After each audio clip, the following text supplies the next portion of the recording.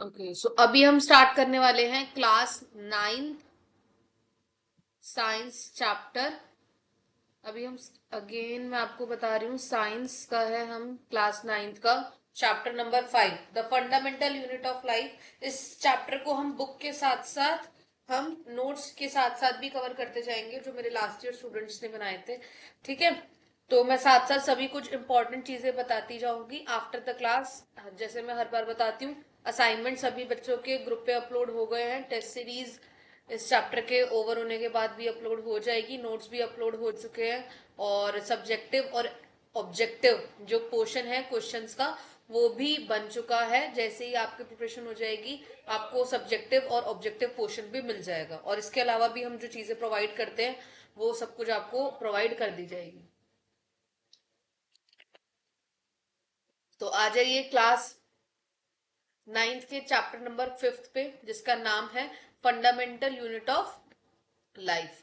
ठीक है, while examining a thin slice of cork, Robert Hooke saw that the cork resembled structure of honeycomb consisting of many little compartment. Cork is a substance which comes from a bark tree. यहाँ पर ना एक Robert Hooke नाम के एक व्यक्ति मिलेंगे आपको, ठीक है, जिन्होंने ये बताया था उनकी ऑब्जर्वेटरी के अंदर कि सेल क्या होता है। ठीक है, इन्होंने एक एग्जाम्पल आपको कॉक का दिया है। कॉक क्या होता है आपका?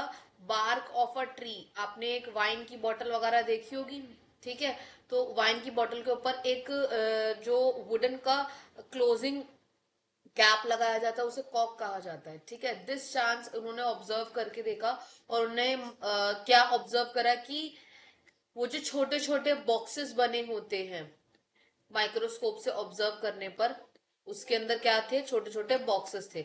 वही बॉक्सेस क्या कहलाए गए? सेल कहलाए गए। ठीक है, जैसे कि हनी का स्ट्रक्चर होता है ना, हनी कॉम का, मधुमक्खी के छत्ते का, वैसा ही कुछ। Robert Hooke called these boxes cell. Cell is a Latin word for a little room. क्या मतलब कहा जाता है इसका? एक लिटिल रूम। हमें बेसिकली अभी पढ़ना है क्या है ये, इसके आगे का फर्दर कंपाउंड पढ़ना है। अभी आपको सेल पता लगेगा। नोट्स पे आ जाते हैं, देखो नोट्स में क्या लिखा है। सेल, सेल पे आ जाओ। सेल क्या है? एक सेल कहाँ से मिला है?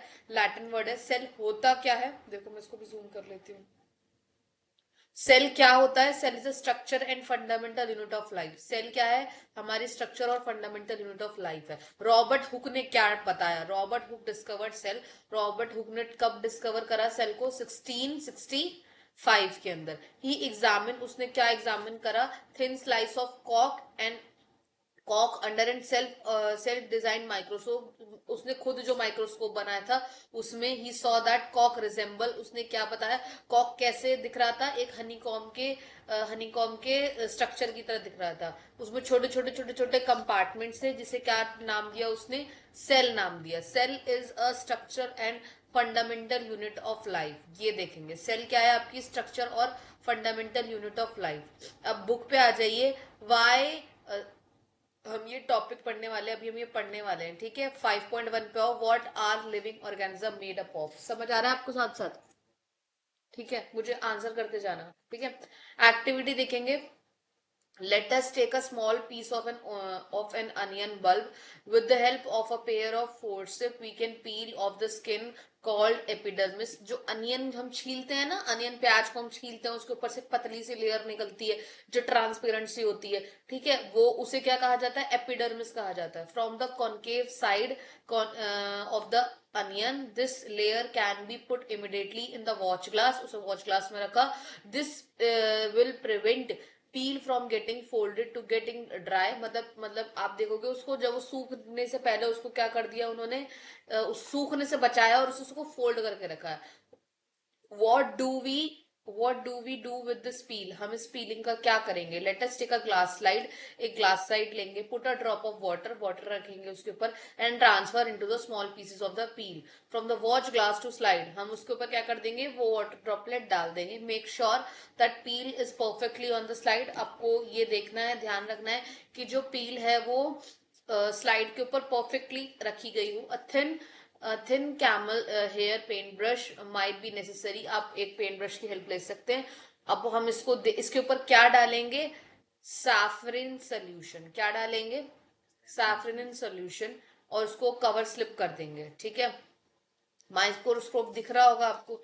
माइक्रोस्कोप का वैसे ना ये आता नहीं है, पर जब आप साइंस लैब में जाओगे अपने स्कूल की तो आपको पता होना चाहिए कौन सी चीज कहाँ पर क्या होती है। ठीक है, avoid bubbles while putting cover slip, हमें बबल्स नहीं लाने। ठीक है, और टीचर की हेल्प से अब आप उसको देखोगे और आप क्या ऑब्जर्व करोगे आपको पता लगेगा। ठीक है, ये मैंने एक एक्टिविटी सिंपल सी आपको पढ़ के दिखाई है, अब इससे क्या ऑब्जर्व करने को मिला अब आप देखोगे।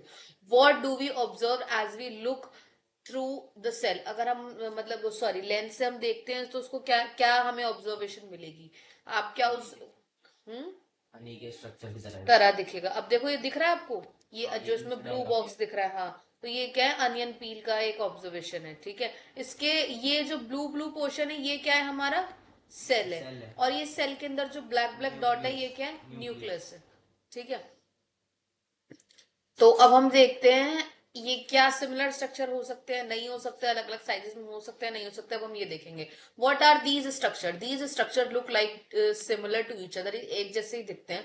Together they form a big structure, अब ये जब ये साथ हो जाएंगे तो क्या बनाएंगे, बड़ा स्ट्रक्चर बनाएंगे। We find this activity that onion bulb on different size they have similar structure, अगर आप डिफरेंट डिफरेंट साइज के लोगे तो स्ट्रक्चर भी आपको क्या मिलेगा, सिमिलर ही मिलेगा, सेम ही मिलेगा। ठीक है, क्योंकि आप एक प्याज लोगे तो उसमें भी यही अनियन पील का स्लाइस ऑफ स्ट्रक्चर यही मिलेगा, दूसरी अनियन लोगे तो उसमें भी यही मिलेगा। ठीक है, the small structure that we see are the basic building of unit of life, unit of the onion bulb, मतलब ये क्या है, सबसे बेसिक यूनिट है। हम ये कह सकते हैं कि अनियन पील के अंदर सबसे बेसिक यूनिट क्या है, सेल है। तो बहुत सारे सेल से मिलकर ही क्या बना है, वो पील बना है ना। और बहुत सारे पील वगैरह से प्रॉपर बन के, अनियन क्या है, बेसिकली छिलका ही तो है ना, उसको आप हटाते जाओ प्याज को ऊपर से, उसका पिंक और रेडिश तो कहाँ बचेगा, कुछ बचेगा ही नहीं। ठीक है, इसी को इसलिए उन्होंने क्या नाम दिया, सेल नाम दिया। नॉट ओनली अनियन, सिर्फ अनियन ही नहीं, सभी कुछ जो चीज हम ऑब्जर्व करेंगे वो किससे बना है, सेल से बना है। ठीक है, ये मोर टू नो, ये आप पढ़ोगे और नहीं समझ में आया तो मुझसे पूछना। ठीक है, मोर टू नो मैं आपको बता रही हूं। अब देखिए हम दो तरीके के ऑर्गेनिजम्स पढ़ेंगे। ठीक है, एक पढ़ेंगे हम मल्टी सेलुलर और एक पढ़ेंगे हम यूनिसेलुलर। ठीक है, यूनी मतलब क्या होता है, सिंगल, तो इसमें हम क्या पढ़ेंगे, सिंगल सेल, जो भी चीजें सिंगल सेल की होती है उसे क्या कहते हैं, यूनिसेलुलर, और जो इसमें बहुत ज्यादा सेल्स होते हैं उसे क्या कहते हैं, मल्टी सेलुलर कहते हैं। अभी काम कैसे करते हैं कैसे नहीं करते ये पता लगेगा। 5.2 की एक्टिविटी एक लीफ की एक्टिविटी है, आप ये करेंगे ट्राई और आप मुझे बताएंगे। ठीक है, कुछ एग्जाम्पल जिन्होंने यहाँ दे रखे हैं। ठीक है, some organism can also have cells, बहुत सारे ऑर्गेनिज्म है जिसके अंदर सेल्स देखने को मिलते हैं। तो अब आप देखोगे हमारी ह्यूमन बॉडी में अलग अलग तरीके के सेल्स होते हैं। आप पिक्चर देखो, पहले क्या है, स्मूथ मसल सेल दिख रहा है, पता चल रहा है कहां पढ़ रही हूं मैं, हाँ जी। ठीक है, blood cell, nerve cell, fat cell, bone cell, ovum और स्पम, ओव्यूम और स्पम भी एक सेल ही है। ठीक है, चलिए अब हम आ जाते हैं कि कौन सा स्ट्रक्चर पे अब कौन सी कहां पर क्या चीज है। ठीक है, देखिए यूनिट ऑफ लाइफ, पहले नोट्स पे आ जाओ, नोट्स के ऊपर से मैं बता देती हूँ। All cell is the structure and unit function of life, all living organism are made up of cell, सभी किससे बने, सेल से बने। सो सेल क्या है हमारा, स्ट्रक्चर यूनिट ऑफ लाइफ है। ईच सेल इज डिफरेंट, हर एक सेल क्या होता है, डिफरेंट होगा, उसका स्ट्रक्चर, उसका फंक्शन भी क्या होगा, डिफरेंट होगा। Due to the organisation of its membrane, membrane की वजह से, साइटोप्लाज्म ऑर्गेनल की वजह से, और उसके कुछ अदर फैक्टर्स भी होंगे जो उसके ऊपर काम कर रहे होंगे अलग अलग स्पेसिफिक वे में। Such an organisation the help the cell which perform basic function, जो बेसिक फंक्शन परफॉर्म करते हैं, जैसे रेस्पिरेशन जब हम सांस लेते हैं, सर्कुलेशन, एक्सक्रेशन, ये सारे क्या है, बेसिक चीजें हैं। और ये सब किससे काम हो रहे हैं, सेल से हो रहे हैं। हाँ जी, डिफरेंस हो रहे हैं। ठीक है, अब हमारे कितने तरीके के सेल होते हैं, दो तरीके के सेल होते हैं। अब हमने क्या देखा था, यूनिसेलुलर और मल्टी सेलुलर देखा था। ठीक है, अब इसी के बाद हम लोग क्या देखेंगे, दो तरीके के और सेल देखेंगे, प्रोकैरियोटिक सेल और यूकैरियोटिक सेल। ठीक है, बुक पे आ जाते हैं, बुक पे देखिए क्या है। The shape and the size of cell are related to the specific function they perform. ये सभी फंक्शंस पर हैं कि जो परफॉर्म करते हैं, इसीलिए इन सभी सेल्स के शेप और साइज क्या होता है वो स्पेसिफिक फंक्शंस के हिसाब से बने होते हैं, ठीक है। Some cells like amoeba have changing the shapes. कुछ सेल्स होते हैं जो अपनी शेप को चेंज करते हैं। In some cases the cell shape could more or less fixed in a peculiar for a particular type of cell. For example, nerve cell they have a typical shape. जैसे ये बता रहे हैं कि कुछ सेल्स की ना टिपिकल शेप एग्जामिन करी गई है, मतलब वो वैसे ही होते हैं, ठीक है। जैसे नर्व सेल होता है, नर्व सेल हर एक इंसान की बॉडी के अंदर ऐसा ही मिलेगा, यहीं पर ही मिलेगा, ठीक है, इस तरफ ही मिलेगा आपको ये, ठीक है। तो आपकी बॉडी में भी नर्व सेल उसी स्ट्रक्चर का दिख रहा होगा, देखो ऊपर पिक्चर है, ठीक है, और मेरी बॉडी में भी उसी स्ट्रक्चर का मिलेगा, फादर मदर सबकी बॉडी में स्ट्रक्चर का मिलेगा। बट कुछ सेल्स जो होते हैं उनकी जो बॉडी है वो क्या करती है, चेंज होती है, जैसे ओमीबा, ठीक है। ईच सेल, समझ आ रहा है, each living cell has capacity to perform certain basic function characteristic of living forms. How does a living cell perform can these basic function? कैसे एक जो सेल है, लिविंग सेल है, लिविंग सेल ये बेसिक फंक्शन कैसे perform कर सकता है, अब हम वो देखेंगे, ठीक है। इसे मार्क करो, ये क्वेश्चन पूछते हैं हाउ वाले से, यहां से क्वेश्चन पूछा जाता है, बेसिक फंक्शन कैसे परफॉर्म करते हैं, ठीक है।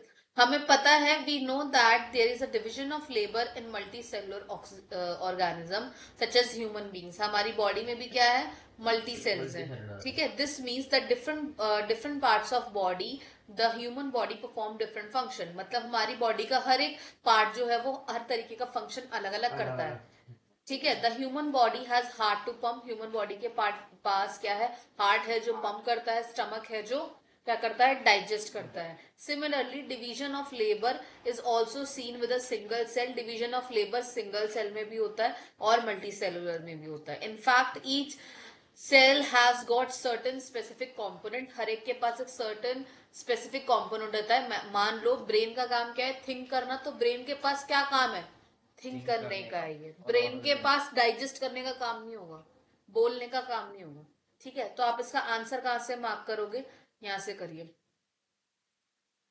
Division of labour is also seen within a single cell. In fact each such cell has got certain specific components with known as cell organelles. इन्हें क्या कहा जाता है, सेल ऑर्गेनल्स। सेल ऑर्गेनल्स क्या होते हैं, मार्क कर लो बाबू।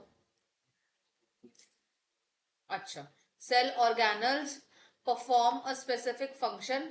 ये स्पेसिफिक फंक्शन परफॉर्म करते हैं, such as making new material in the cell, clearing up the waste material from the cell and so on. मतलब यहाँ पर वो पुराना सेल क्या कर देते हैं, रिप्लेस कर देते हैं, और नया सेल क्या करते हैं, बनाते हैं, ठीक है। A cell is able to live. एक सेल जिंदा रहना जानता है, परफॉर्म करना जानता है, बिकॉज ऑफ द ऑर्गेनल्स। किसकी वजह से, ऑर्गेनल्स की वजह से। दीज ऑर्गेनल्स टुगेदर कॉन्स्टिट्यूट, यही ऑर्गेनल्स मिलके क्या बनाते हैं, बेसिक यूनिट ऑफ लाइफ, या बेसिक यूनिट जिसे क्या कहा जाता है, सेल कहा जाता है, समझे। तो सेल किससे बनता है, ऑर्गेनल से, समझ आया। हाँ, जब सारे ऑर्गेनल्स क्या होते हैं, एक साथ जुड़ते हैं, कंबाइन होते हैं, ठीक है। अब आपसे सेल पर भी क्वेश्चन पूछा जाए तो आप बता सकते हैं, ठीक है। अब देखो क्वेश्चन आ गया, who discovered cell and how, ये पता लग जाएगा आपको इन टेक्स्ट के अंदर। Why is cell called structure, मत करो ये सब। Why is called cell structure unit of life, यहाँ रखो सर। सेल को क्यों स्ट्रक्चर यूनिट ऑफ लाइफ कहा जाता है, मैंने उधर बता दिया, पीछे नोट में भी है वहां पर, और मैंने इसमें भी आंसर मार्क करा दिया, ठीक है। What is cell made up of, cell किसका बना होता है, अभी तो हमने देखा ऑर्गेनल्स का बना होता, ठीक है। What is structural organisation of cell, क्या स्ट्रक्चर ऑर्गेनाइजेशन है सेल का। We saw above that cell has a special component called organelles. अब सवाल ये उठता है कि सेल कैसे ऑर्गेनाइज होता है, ठीक है। If we study cell under a microscope, अगर हम सेल को माइक्रोस्कोप के अंदर रखकर स्टडी करेंगे, ठीक है, वुड कम अक्रॉस 3 फीचर्स, हम 3 फीचर्स के अंदर आ पाएंगे, ठीक है। पहला किस में आएंगे, प्लाज्मा मेम्ब्रेन, न्यूक्लियस और साइटोप्लाज्म, इनके अंदर हम आएंगे, ठीक है। All activities inside the cell, interaction of the cell, सभी एक्टिविटीज इसके अंदर होगी। बेसिकली एक सेल में अब क्या क्या होता है, प्लाज्मा मेम्ब्रेन, न्यूक्लियस और साइटोप्लाज्म होता है। समझ आया? ये तीन चीजें किसमें होती हैं, सेल में हमें देखने को मिलती हैं। अब आप आ जाओ नोट्स में, पेज नंबर 5 के ऊपर आ जाओ, आगे करो स्ट्रक्चर ऑफ सेल के अंदर, और आगे बढ़ो, इस पे आ जाओ। ठीक है, अभी हम इसके ऊपर चेक करेंगे। ठीक है, अब प्लाज्मा मेम्ब्रेन क्या होता है और उसके फंक्शंस और बाकी सब चीजें हम यहाँ पर देखेंगे। ठीक है, चलिए पहले हम देखते हैं इसमें प्लाज्मा मेम्ब्रेन, मेम्ब्रेन और सेल मेम्ब्रेन। पहले ये टॉपिक कवर करेंगे, फिर हम एक एक करके आगे के टॉपिक्स पढ़ेंगे। देखिए प्लाज्मा मेम्ब्रेन क्या होता है। हाँ, प्लाज्मा मेम्ब्रेन फ्लेक्सिबल होता है, मेड अप ऑफ लिपिड और प्रोटीन। किसका बना होता है, लिपिड और प्रोटीन का। Outermost layer of cell, cell की जो बाहर की लेयर होती है उसे क्या कहते हैं, उसे क्या कहते हैं, plasma membrane. Separate from the cell external environment, ये जो बाहर मतलब बाहर के एनवायरनमेंट से क्या करती है, उसे अलग करती है, सेपरेट करती है। हाँ, अब प्लाज्मा मेम्ब्रेन का काम क्या है, अब ध्यान से देखो। Give the shape of cell, shape को सेल को क्या देगा, शेप देगा। ठीक है, maintain individuality of cell, maintain करेगा, हर सेल को एक दूसरे सेल से क्या रखेगा, अलग रखेगा। ठीक है, protect the cell from injury, हर एक सेल को क्या करेगा, प्रोटेक्ट करेगा, किससे, इंजरी से प्रोटेक्ट करेगा। सेलेक्टिवली मेम्ब्रेन एंड सेलेक्ट करता है प्रिएम्बल को। ठीक है, permeable, sorry, select permeable and permits the entry and exit of the some material in out of the cell and prevent movement of the other material। Basically यहाँ पर ये क्या कहना चाह रहे हैं कि जो एक सेल होगा, सेल के बाहर का जो लेयर क्या कहलाएगा, आपका प्लाज्मा मेम्ब्रेन कहलाएगा, जो क्या काम करेगा, बाहर की एक्टिविटीज को और यहाँ की एक्टिविटीज को पहला काम सेपरेट करेगा। प्रोटीन और लिपिड का बना होता है ये। ठीक है, और ये शेप देगा और हर एक सेल को दूसरे सेल से क्या रखेगा, इंडिविजुअलिटी के अंदर अलग रखेगा। ठीक है, और क्या काम करेगा, अगर बाहर से कुछ इंजरी होती है तो उसे भी क्या करेगा, प्रोटेक्ट करेगा। कौन प्रोटेक्ट करेगा, प्लाज्मा मेम्ब्रेन।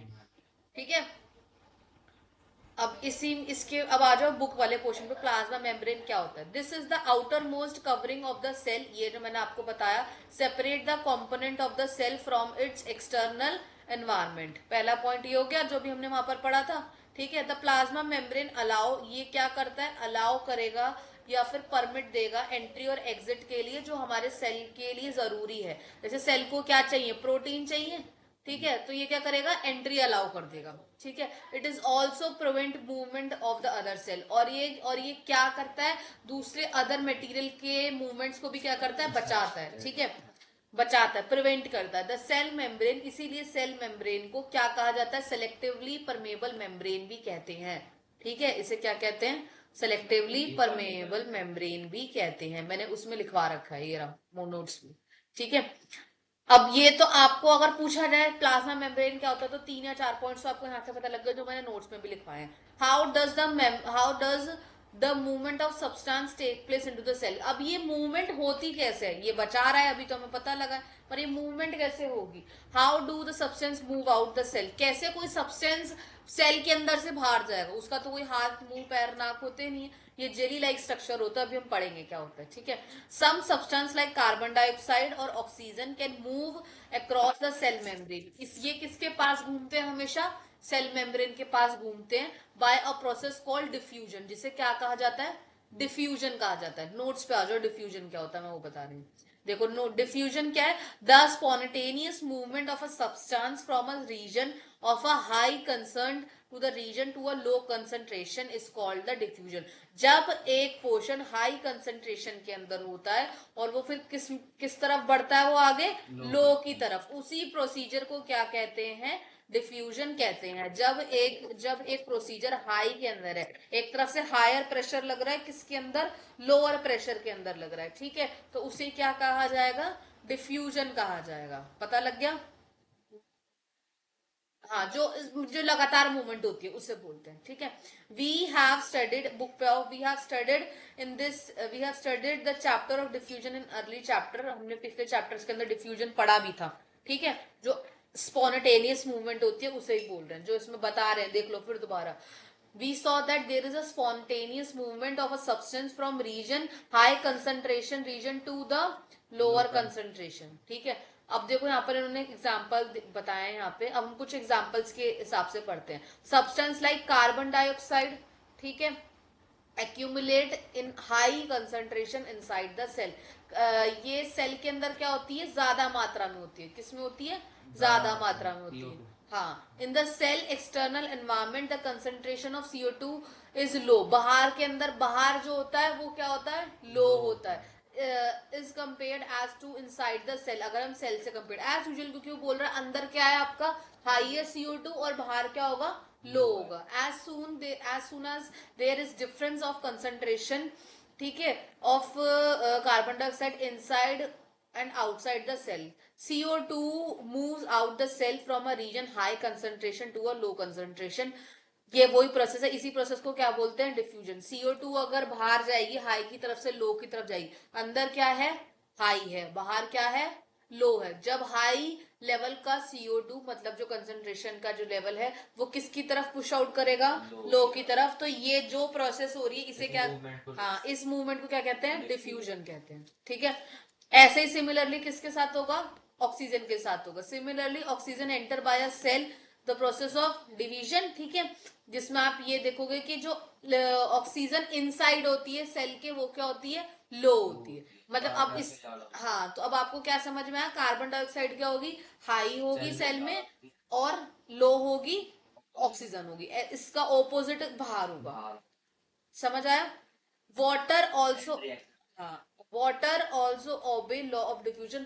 पानी भी ये जो लॉ ऑफ डिफ्यूजन है इसको फॉलो करता है। ठीक है, the movement of water molecule through such as selectively permeable membrane is called the osmosis. ये पूछा जाता है, मार्क करो इसे, ओसोमोसिस क्या होता है। यहां से क्वेश्चन आता है ओसोमोसिस क्या होता है। ठीक है, ओसोमोसिस क्या होता है, जब वाटर के मॉलिक्यूल इसके अंदर क्या कर रहे होते हैं, मूवमेंट कर रहे होते हैं, इसी को क्या कहा जाता है, ओसोमोसिस कहा जाता है। ठीक है, अब नेक्स्ट पेज पे आ जाओ। जिस पेज पे मैं जो जो चीजें बता रही हूँ ना, वो चीजें करना।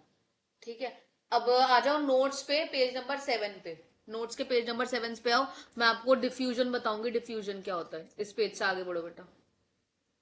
हाँ, देखो, help in distribution of different substance. क्या करता है डिफ्यूजन, अलग अलग सब्सटेंस को क्या करता है, डिस्ट्रीब्यूट करता है। ठीक है, distribution of different substance throughout the, किससे करेगा, साइटोप्लाज्म ऑफ द सेल। किससे करेगा, cytoplasm of the cell. Help, हाँ, help in exchange of respiratory gases. क्या काम करेगा, रेस्पिरेटरी गैसेस। ठीक है, उन सेल और इन्वायरमेंट के बीच में। Flowers of the plant spread aroma through diffusion. Flowers जो होते हैं प्लांट के, वो भी अपना एरोमा डिफ्यूजन की प्रोसेस से ही बाहर फैलाते हैं, स्प्रेड करते हैं। ओसोमोसिस, हाँ, ओसोमोसिस क्या होता है, osmosis is a special case of diffusion. ये भी एक तरीके का डिफ्यूजन है, पर क्या है, हाँ, पर ये किस में होता है, पानी में होता है। ठीक है, water also obey the law of diffusion. पानी भी हमारा क्या करता है, डिफ्यूजन को फॉलो करता है। जो वाटर के मॉलिक्यूल्स होते हैं वो सेलेक्टिव प्रेम्बल मेम्ब्रेन के अंदर मूवमेंट करते हैं। क्या करते हैं, मूवमेंट करते हैं। किसी भी जगह आप रखोगे, वहां पर अगर सेल है, जो उस सेल के अंदर पानी की वजह से मूवमेंट हो रहा होगा, उस प्रोसेस को क्या कहते हैं, ओसोमोसिस कहते हैं। Osmosis is the passage of solvent. ये क्या है, एक तरीके का पैसेज है सॉल्वेंट का। ठीक है, from a region of high concentration, high concentration से किसमें, लो कंसंट्रेशन, थ्रू आ, वो किसके थ्रू, सेमी परमेबल मेम्ब्रेन, जो हम पढ़ रहे हैं प्लाज्मा मेम्ब्रेन के थ्रू।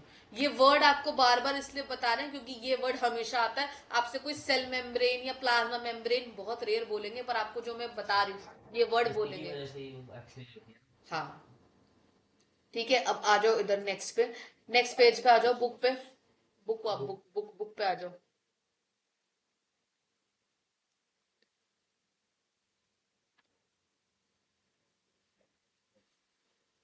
ये मेरे पास दो क्यों आ गए, अब मुझे इसको आधा आधा करना पड़ेगा। एक सेकंड रुक जाओ।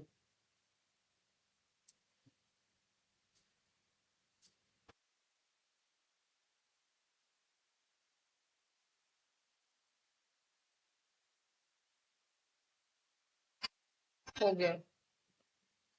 कहाँ थे हम? द मूवमेंट ऑफ वाटर, एक सेकंड रुको।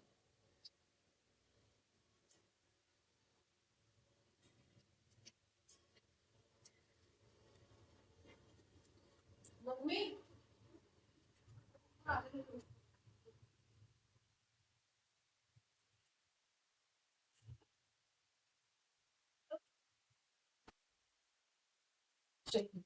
Movement of water across the plasma membrane, जो मैंने अभी आपको बताया, जो किसकी वजह से हो रही है आपकी?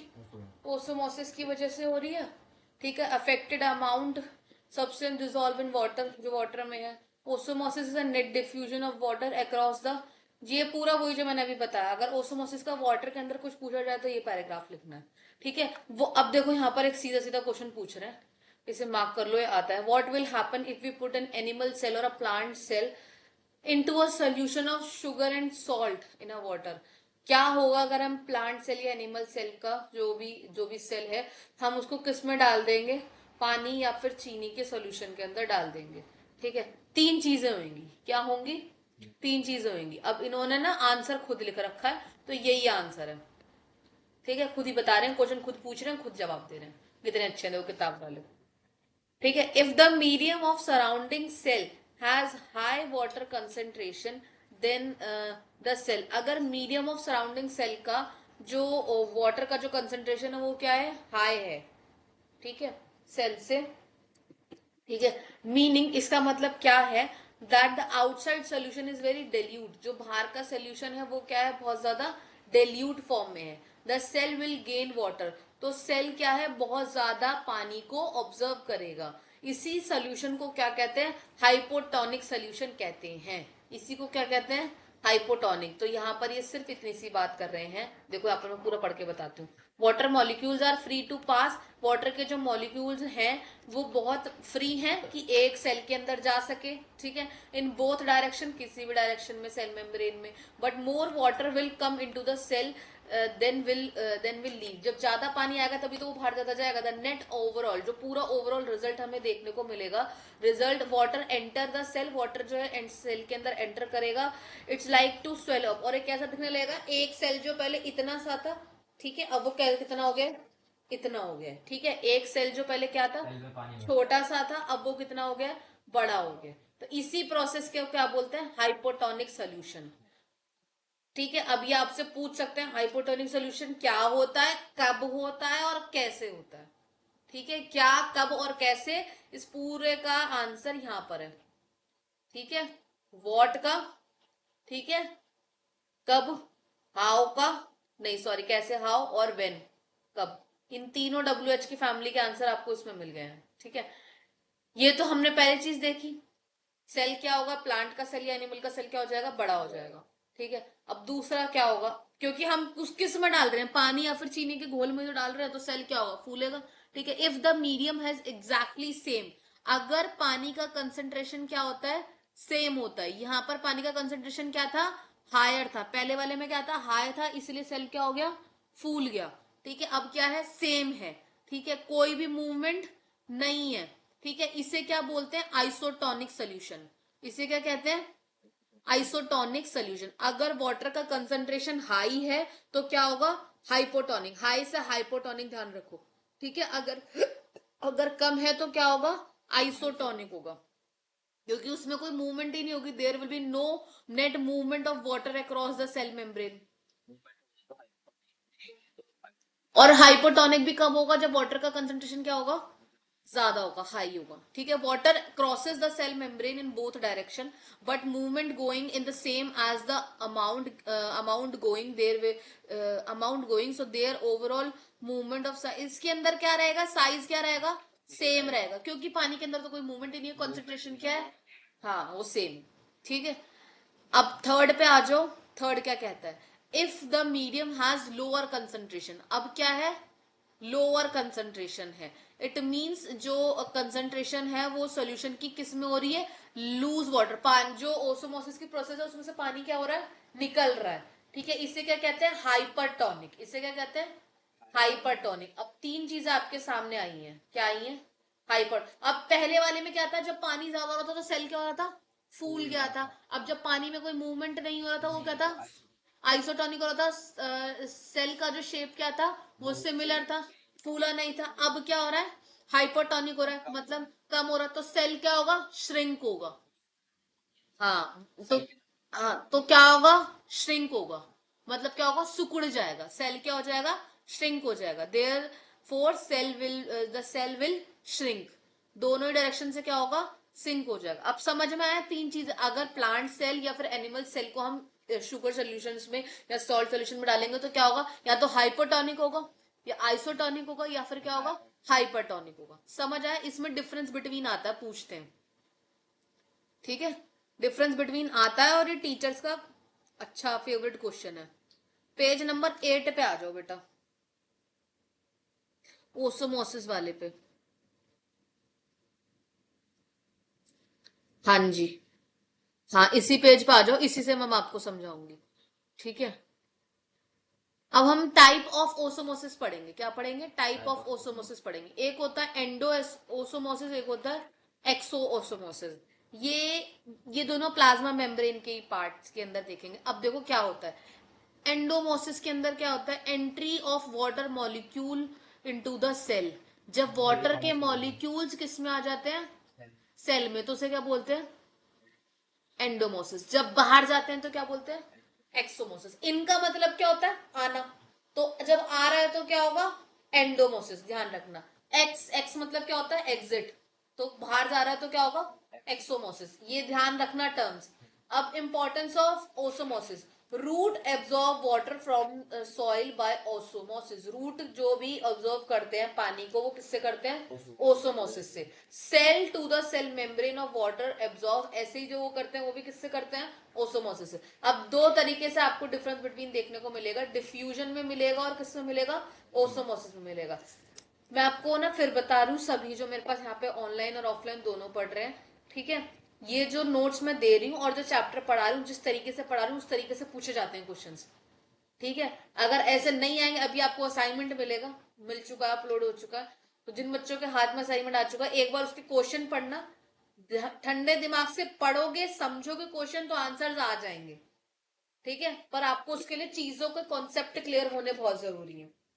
अब पहला हमने क्या पढ़ा था, डिफ्यूजन और ओसोमोसिस में देखेंगे भी डिफरेंस क्या होता है। ये दोनों ही किस में होते हैं, लिक्विड में होते हैं, ठीक है। अकर्स बोथ, जो डिफ्यूजन है वो कहाँ होता है, एयर में भी होता है और लिक्विड में भी होता है।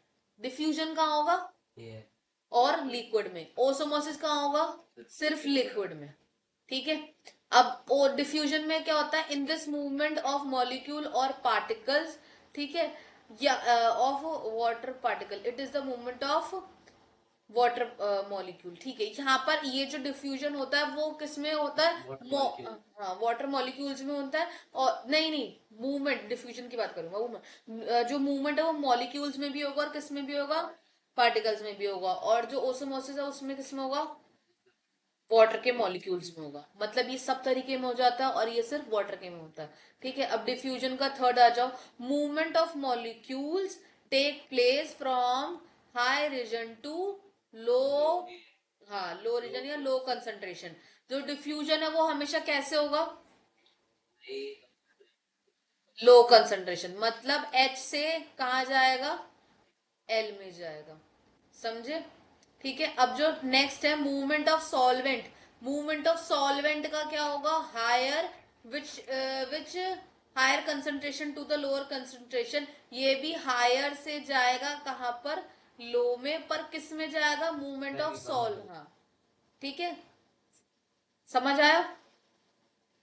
अब देखो प्लाज्मोसिस क्या होता है, क्या होता है, plasmolysis, when a living plant cell lose water.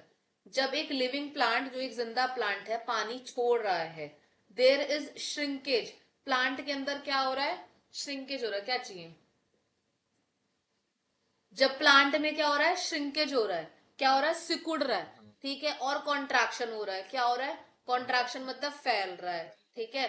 सेंट्रेशन, contraction of the content of cell away from the cell wall, किससे होता है, सेल वॉल से, किससे होता है, सेल वॉल से। इसी फिनोमिना को क्या कहते हैं, प्लाज्मोसिस। प्लाज्मोसिस बेसिकली क्या है, जब कॉन्ट्रैक्शन होगा और क्या होगा, श्रिंक होगा। किस में होगा, सेल में। सेल में होगा। और कौन से सेल में होगा, लिविंग प्लांट में। किस में होगा, लिविंग प्लांट। लिविंग प्लांट में। ठीक है। और कब होगा, लूज द वाटर, जब वो पानी छोड़ रहा होगा। पानी छोड़ने को उसी उसी प्रोसीजर को क्या कहते हैं, हाइपर प्लाज्मोसिस। हाँ उसे, प्लाज्मोसिस। हाँ जी, उसे क्या कहते हैं, प्लाज्मोसिस। प्लाज्मोसिस। अभी देखिए एक नीचे टेबल बनी हुई है, दिख गई। इसमें है हाइपोटोनिक सोल्यूशन, आइसोटोनिक सोल्यूशन और हाइपरटोनिक सोल्यूशन। ठीक है। अब ये क्या होते हैं, इनका कंडीशन क्या है और इससे रिजल्ट क्या मिलेगा, ये बता रही हूं मैं। ठीक है। जो क्वेश्चन पूछा था ना, उसका सेम आंसर इसी फॉर्म में लिखना है। पॉइंट्स में ना लिख के किस में लिखोगे, ये टेबल बनानी है। ठीक है। हाइपरटोनिक सोल्यूशन में हमने क्या देखा था, मीडियम क्या होगा, surrounding higher water concentration then the low. जब पानी का क्या होगा, हाई कंसंट्रेशन होगा। हाँ, और रिजल्ट क्या मिलेगा, वो क्या हो जाएगा, स्वेल अप हो जाएगा।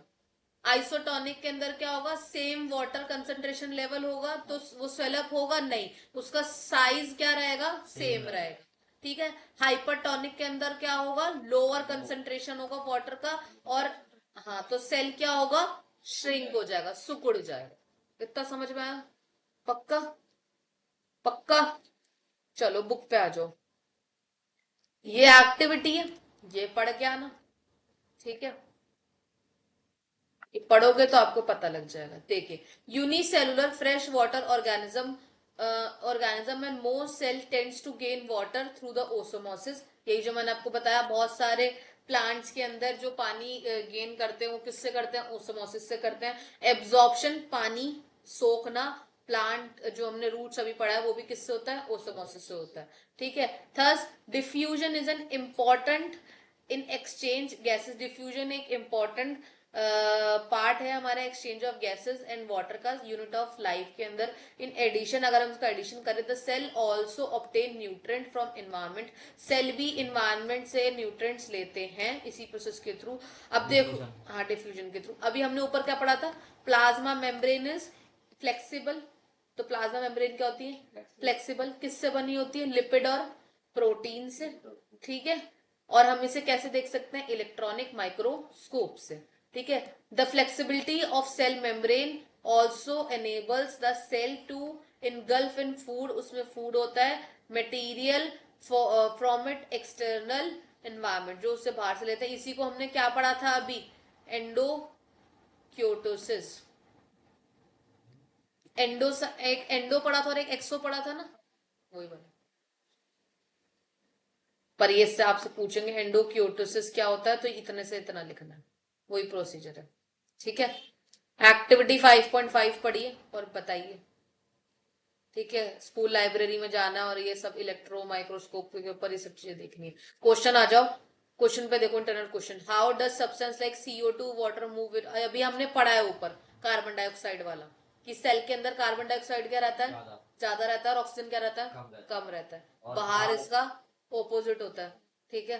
कार्बन डाइऑक्साइड क्या होगा और ऑक्सीजन ज्यादा होगा। क्यों होता है वो आप उसके अंदर आपको पता लग गया कैसे होता है, वो ये बताने हैं। अब प्लाज्मा मेम्ब्रेन को सेलेक्टिवली परमेबल मेम्ब्रेन क्यों कहते हैं, पीछे इसका आंसर अभी ऊपर मैंने आपको मार्क करा दिया। सेल होते सेम है पर कहते क्यों वो सेलेक्टिव, क्योंकि वो एक स्पेसिफिक वर्क के लिए होता है। अभी आपने ऊपर पढ़ लिया है जो फंक्शंस और जो मैंने इंपॉर्टेंट पॉइंट्स मार्क कराए ना, उन्हीं में से ढूंढ रहा हूं, फिर मुझे बताना। ठीक है। सेल वॉल पे आ जाओ। सेल वॉल क्या होता है, सेल वॉल के लिए नोट्स पे आ जाओ पहले तो।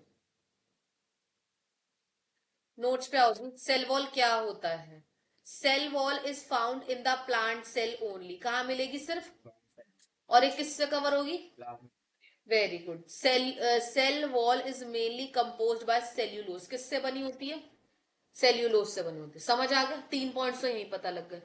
इसका फंक्शन क्या है, प्रोवाइड डेफिनेट शेप, क्या देगा, शेप देगा, रिजिडिटी देगा, मैकेनिकल स्ट्रेंथ देगा, किसको, प्लांट को। अब प्लांट में होता है तो स्ट्रेंथ किसको मिलेगी, प्लांट सेल को ही। समझे, कुछ बच्चे बहुत चिरंजीवी होते हैं, वो प्लांट की जगह एनिमल सेल टिक करके आते हैं।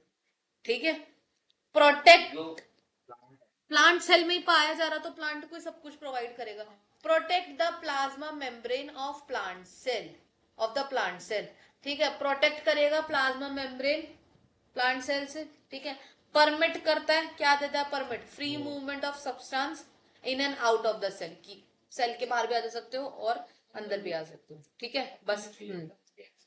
सेल वॉल के ऊपर अगर शॉर्ट नोट आए तो बस इतना ही लिखना है, जितना इसमें मैंने नोट्स में दे रखा है ना, हाँ, फंक्शन और सेल वॉल, इससे ज्यादा नहीं लिखना, ठीक है। अब बुक पे आ जाओ, देखो बुक में क्या लिखा हुआ है। प्लांट सेल के अंदर क्या होता है, सेल वॉल क्या होता है, पहले तो ये देखेंगे। In addition to plasma membrane के साथ साथ एक आउटर कवरिंग होती है जिसे क्या कहते हैं, सेल वॉल। मतलब हम ये कह सकते हैं कि एक क्या है हमारे पास, दिख रहा है आपको, ये एक क्या है मेरे पास, सेल है। सेल का जो ये बाहर का कवरिंग है ये क्या है, प्लाज्मा मेम्ब्रेन, ठीक है। चलो मैं दूसरा कलर ले लेती हूँ यहाँ पर, ठीक है। अब ये जो येलो येलो पोर्शन है, जो ये रेड के बाहर होगा, ये क्या होगा, सेल वॉल होगा। ये क्या होगा, सेल वॉल होगा। अब इसके अंदर छोटा सा पार्ट आप देखोगे, जैसे ब्लू वाला डॉट लगा लो यहाँ पे, ये ब्लू डॉट क्या हो जाएगा, न्यूक्लियस हो जाएगा, ऐसे बनता है, ठीक है। तो अब आप देखो इसमें क्या पता लगेगा आपको, कहाँ है मेरा पेन, हाँ। The cell wall lie outside the plasma membrane, वही जो मैंने दूसरा पॉइंट बताया, प्लाज्मा मेम्ब्रेन के बाहर होता है। Plant cell wall is mainly composed of cellulose. Cellulose क्या है, सेल्यूलोज हमें 6 क्लास से पढ़ते आ रहे हैं, ठीक है। Cellulose is a complex substance, provide structure, ये क्या देता है प्लांट को, स्ट्रक्चरल स्ट्रेंथ देता है, ठीक है। When a living cell lose water through osmosis, अगर एक लिविंग सेल, वही जो मैंने अभी आपको बताया, ठीक है, कि एक प्लांट सेल, जो लिविंग सेल के अंदर से जो पानी है वो लूज होगा, लूज करेगा वाटर को, ठीक है, किसके थ्रू, ओसोमोसिस के थ्रू करेगा पूरी प्रोसेस। तो क्या होगा, या तो श्रिंक होगा या फिर क्या होगा, कॉन्ट्रैक्ट होगा, या तो श्रिंक होगा या फिर क्या होगा, कॉन्ट्रैक्शन होगा, ठीक है। किससे होगा, श्रिंकेज और contraction of the component of the cell away from the cell wall, किससे होगा, सेल वॉल से होगा, किससे होगा, सेल वॉल से होगा। This phenomena is known as plasmolysis, इसी फिनोमेना को क्या बोलते हैं, प्लाज्मोसिस कहते हैं। अब प्लाज्मोसिस क्या होता है पता लग गया, ये भी हमने ऊपर भी पढ़ा, जब श्रिंकेज होगा और कॉन्ट्रैक्शन होगा, जब पानी लूज होगा, ठीक है। 5.6 आप पढ़ोगे, ठीक है, और आप मुझे बताओगे इसमें आपको क्या समझ आया क्या नहीं आया। अब ये ऊपर आ जाओ, उसके ऊपर what do we infer from this activity. अब हमने इस एक्टिविटी से क्या सीखा, यहाँ पर मैं आपको कंक्लूजन समझा रही हूँ, बट एक्टिविटी पढ़ के आना है, ठीक है। It appears that only living cell and not dead cell are observed by the osmosis. तो ओसोमोसिस की प्रोसेस कब हो सकती है, जब लिविंग सेल होगा, तब क्या होगा, लिविंग सेल। मरे हुए सेल के अंदर ओसोमोसिस की प्रोसेस नहीं होती, ठीक है। Cell wall permit the cell of plants, fungi, bacteria withstand very dilute hypotonic hypotonic external media without bursting. In such media cells tend to wake up water by osmosis. वो वही बता रहे हो ओसोमोसिस कैसे होता है कैसे नहीं होता, सेल के अंदर कहाँ से जाएगा कैसे नहीं जाएगा, ये वाला टॉपिक पढ़ना, नहीं समझ में आया तो पूछना, पर पढ़ना है 2-3 बार समझ के ध्यान से, ठीक है। सेल वॉल स्वेल हो जाती है, प्रेशर जनरेट करती है सेल वॉल पे, इसलिए सेल वॉल क्या होती है, ब्रस्ट हो जाती है, फट जाती है, ठीक है। Because of their cell wall such cells great exchange, उसी वजह से उनके अंदर क्या होता है, एक अच्छा एक चेंजेस देखने को आपको मिलेंगे। पढ़ना, मैं फिर दोबारा बोल रही हूँ, नहीं समझ में आया तो फिर पूछना मुझसे। अब नेक्स्ट आ जाओ न्यूक्लियस के ऊपर, नोट्स पे आ जाओ न्यूक्लियस वाले क्वेश्चन पे, सेल वॉल वाला जो टॉपिक था ना वहीं पर है न्यूक्लियस का ऑप्शन, मिल गया, ठीक है। इसमें इसमें अभी हम आगे तक पढ़ेंगे, ठीक है। पहले हम नोट्स को ही फॉलो करेंगे थोड़ी देर तक, फिर हम उसके आगे देखेंगे। न्यूक्लियस क्या होता है, न्यूक्लियस किस शेप का होता है, स्फेरिकल और ओवल। प्रेजेंट कहाँ होता है न्यूक्लियस, प्लांट सेल में भी होता है और एनिमल सेल में भी होता है, ठीक है। Is surrounded by dual membrane, किस किस चारों ओर होता है, ड्यूअल, डबल मेम्ब्रेन, एक है फिर एक और है, अब आएगा यहाँ पर न्यूक्लियस, ठीक।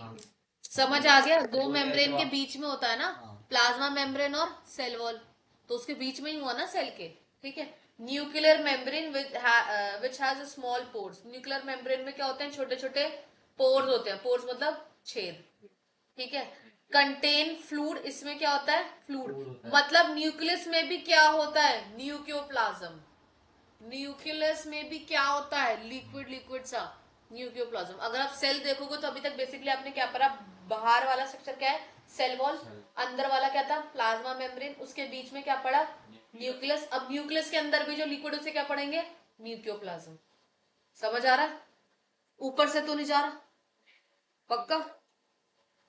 Also contain network of darkly stain man of chromatin thread form a DNA protein. अब वो जो आपको न्यूक्लियोप्लाज्म दिखा है ना, उसमें ना थ्रेड लाइक स्ट्रक्चर होगा, ठीक है। ऐसा जो हम जिगजैग जिगजैग बनाते हैं ना, देखो ऐसे जिगजैग जिगजैग बनाते हैं, और फिर ये यहीं से यूं जिगजैग जिगजैग बनता है। इस फॉर्म में एक स्ट्रक्चर होगा, थ्रेड लाइक फॉर्म के अंदर स्ट्रक्चर होगा। ये क्रोमोटोम थ्रेड होता है, इसे क्या कहते हैं, क्रोमोटोम थ्रेड, फॉर्म्ड ऑफ, जो क्या बनाते हैं, डीएनए और प्रोटीन। क्या बनाते हैं, और वो, हाँ डीएनए किस में होता है, हम में होता है, सेल में होता है, जिसमें भी सेल है वहां होता है, ठीक है। DNA act as a hereditary material, इसे क्या कहते हैं, हेरिडेटरी, जो आपको वंश से मिला है। जैसे आप बोलते हो ना, हम आपका क्या कास्ट है, शर्मा है ना, तो आपको जो आपके एंसेस्टर से मिला, आपके पूर्वजों से मिला है। अब डीएनए की फुल फॉर्म हर बार पूछी जाती है एमसीक्यू में, टीचर्स का फेवरेट क्वेश्चन है, इसे तो रट जाओ। Deoxyribo nucleic acid, D refers for deoxy ribo, चिड़िया का नाम नहीं है ये, ठीक है, न्यूक्लिक एसिड। अब इसका फंक्शन क्या होता है, इसका न्यूक्लियस का, आपसे न्यूक्लियस के ऊपर शॉर्ट नोट पूछा जाए ना, तो किताबी रामायण, मैं आपको फिर बता रही हूँ, जो बच्चों के पास नोट्स हैं और इसके अलावा जो मटेरियल मिलने वाला, जो वो, हाँ वो सब कुछ नोट्स फॉलो करने हैं, और जो मैं मटेरियल प्रोवाइड कर रही हूँ। चैप्टर तो हम इसलिए पढ़ रहे हैं क्योंकि आधे बच्चों को ऑब्जेक्शन हो जाता है ना बैच में, कि दीदी चैप्टर नहीं पढ़ाया गया, लाइन नहीं पढ़ाई गई, इसीलिए, ठीक है। अदरवाइज जैसे जिस हिसाब से पढ़ा रही हूँ तो बहुत सही तरीके से पढ़ा रही हूँ। Central centre of all activity, function क्या है इसका मेनली, ये कहाँ होता है, सेंट्रल ऑफ द सेंटर, बिल्कुल सेंटर में होगा आपकी एक्टिविटी के। Store house of genetic information, store house of genetic information कहा जाता है न्यूक्लियस को, क्यों होता है, बिकॉज ऑफ डीएनए। समझ आ गया, ठीक है। अब ये क्वेश्चन तू ऑफलाइन क्लास में किससे पूछी, मुस्कान से, ठीक है, वंशिका से, विहान से, प्रणव से, वैभव से, बाकी हम और ऐड कर देंगे, अभी तक टाइम नहीं है, ठीक है। अब नेक्स्ट देखते हैं हम, सेंट्रल सेल डिवीजन, इसके अंदर और क्या होता है, सेल का डिवीजन होता है। Help in transmission of character, वही जो मैंने आपको बताया कि जेनेटिक इंफॉर्मेशन क्यों दे रहा है, क्योंकि एक जनरेशन से दूसरी जनरेशन में जो करेक्टर ट्रांसफर हो रहे हैं, किसकी वजह से हो रहे हैं, डीएनए की वजह से हो रहे हैं, इसीलिए इसे क्या कहते हैं, store house of genetic information, ठीक है। हम बोलते हैं ना कुछ चीजें तो हमें हमारे खून से मिली है, वो खून क्या है, डीएनए है, वो डीएनए क्या है, न्यूक्लियस है। तो अब आज से वही लाइन बोलोगे, कुछ चीजें हमें हमारे न्यूक्लियस से मिली है, ठीक है। साइटोप्लाज्म, बहुत देर से हम नाम पढ़े जा रहे हैं, साइटोप्लाज्म, प्रोटोप्लाज्म, एक सेल ऑर्गेनल्स भी था ना, हमने अभी जो पढ़ा था बाबू, है ना, सेल ऑर्गेनल्स, और ये वाला टॉपिक पढ़ते हैं वीसी से, फिर बाद में हम बुक पे आएंगे। साइटोप्लाज्म और प्रोटोप्लाज्म क्या होता है, चलिए, the living substance of cell building, जिसकी वजह से cell bounded by a plasma membrane, जिसकी वजह से सेल के बाहर प्लाज्मा मेम्ब्रेन होती है, उसे क्या कहते हैं, प्रोटोप्लाज्म, प्रोटोप्लाज्म, जिसकी वजह से जो आपकी सेल मेम्ब्रेन, प्लाज्मा मेम्ब्रेन बन रही है, बिल्कुल बाउंडेड है सेल के ऊपर, वो क्या है, प्रोटोप्लाज्म। जैसे अभी हमने क्या पढ़ा कि store house of genetic information कौन है, नहीं, न्यूक्लियस है, न्यूक्लियस है, और वो उसको क्यों कहा जा रहा है, क्योंकि उसमें क्या है, डीएनए है, ठीक है। अब समझ में आया, ऐसे जो सेल है, सेल किससे बंधा हुआ है, प्लाज्मा मेम्ब्रेन से, है ना, हाँ, तो पी से प्लाज्मा ध्यान रखो, और पी से प्रोटोप्लाज्म, ठीक है। It include component of all expect cell wall and vacuoles, इसमें सभी कुछ होते हैं, सारे कंपोनेंट होते हैं, किसको छोड़ के, सेल वॉल और वैक्यूल को छोड़ के। अब साइटोप्लाज्म क्या होता है, कुछ लोग, कुछ टीचर्स इसे आपको, कुछ लोग जो इसे पढ़ते हुए क्या मिल जाएंगे, साइटोप्लाज्म, ठीक है, और कुछ लोग इसे पढ़ेंगे काइटोप्लाज्म। तो काइटोप्लाज्म और साइटोप्लाज्म दो अलग चिड़िया नहीं है, एक ही चिड़िया है, सब दोनों सी से ही चालू हो रहे हैं। Is that the part of protoplasm, ये किसका पार्ट है, प्रोटोप्लाज्म का पार्ट है विच ऑक्यूपाई द स्पेस, जो क्या देता है, स्पेस देता है किसमें, प्लाज्मा मेम्ब्रेन और न्यूक्लियर मेम्ब्रेन। अब देखो ये कैसे हुआ होगा, देखो ध्यान से। जैसे अभी तक हमने, अभी मैं ना अलग अलग कलर्स ले लेती हूँ आपको समझ में। जैसे रेड कलर का हम अभी यहाँ पे क्या बना रहे हैं, न्यूक्लियस बना रहे हैं, ठीक है। ये हमने न्यूक्लियस बनाया, इस ये न्यूक्लियस बनाया। अब मैं इसके अंदर, अब आप मुझे बताते जाना, हम लोग इसमें फिल करते जाएंगे। ये येलो वाला हमने क्या भर लिया इसमें, ये हमने वो डीएनए वाला पोर्शन भर लिया, ठीक है। जितना अभी तक हमने पढ़ा है मैं कॉमन कॉमन बता रही हूँ आपको। ये हमारा सेल, दिख नहीं रहा यार ये, एक सेकंड रुको, ब्राउन ले लेती हूँ। ये हमारा सेल है, ठीक है। ये सेल हो गया हमारा। अब देखो इस सेल वॉल के बाहर अभी तक हम क्या पढ़ते हुए आए हैं, प्लाज्मा मेम्ब्रेन। ये प्लाज्मा मेम्ब्रेन बाहर से पढ़ते हैं। ये क्या हो गई, प्लाज्मा मेम्ब्रेन। मेरी ड्राइंग अभी यहाँ पर गंदी आ रही है पर आप लोग समझ जाओगे, plasma membrane.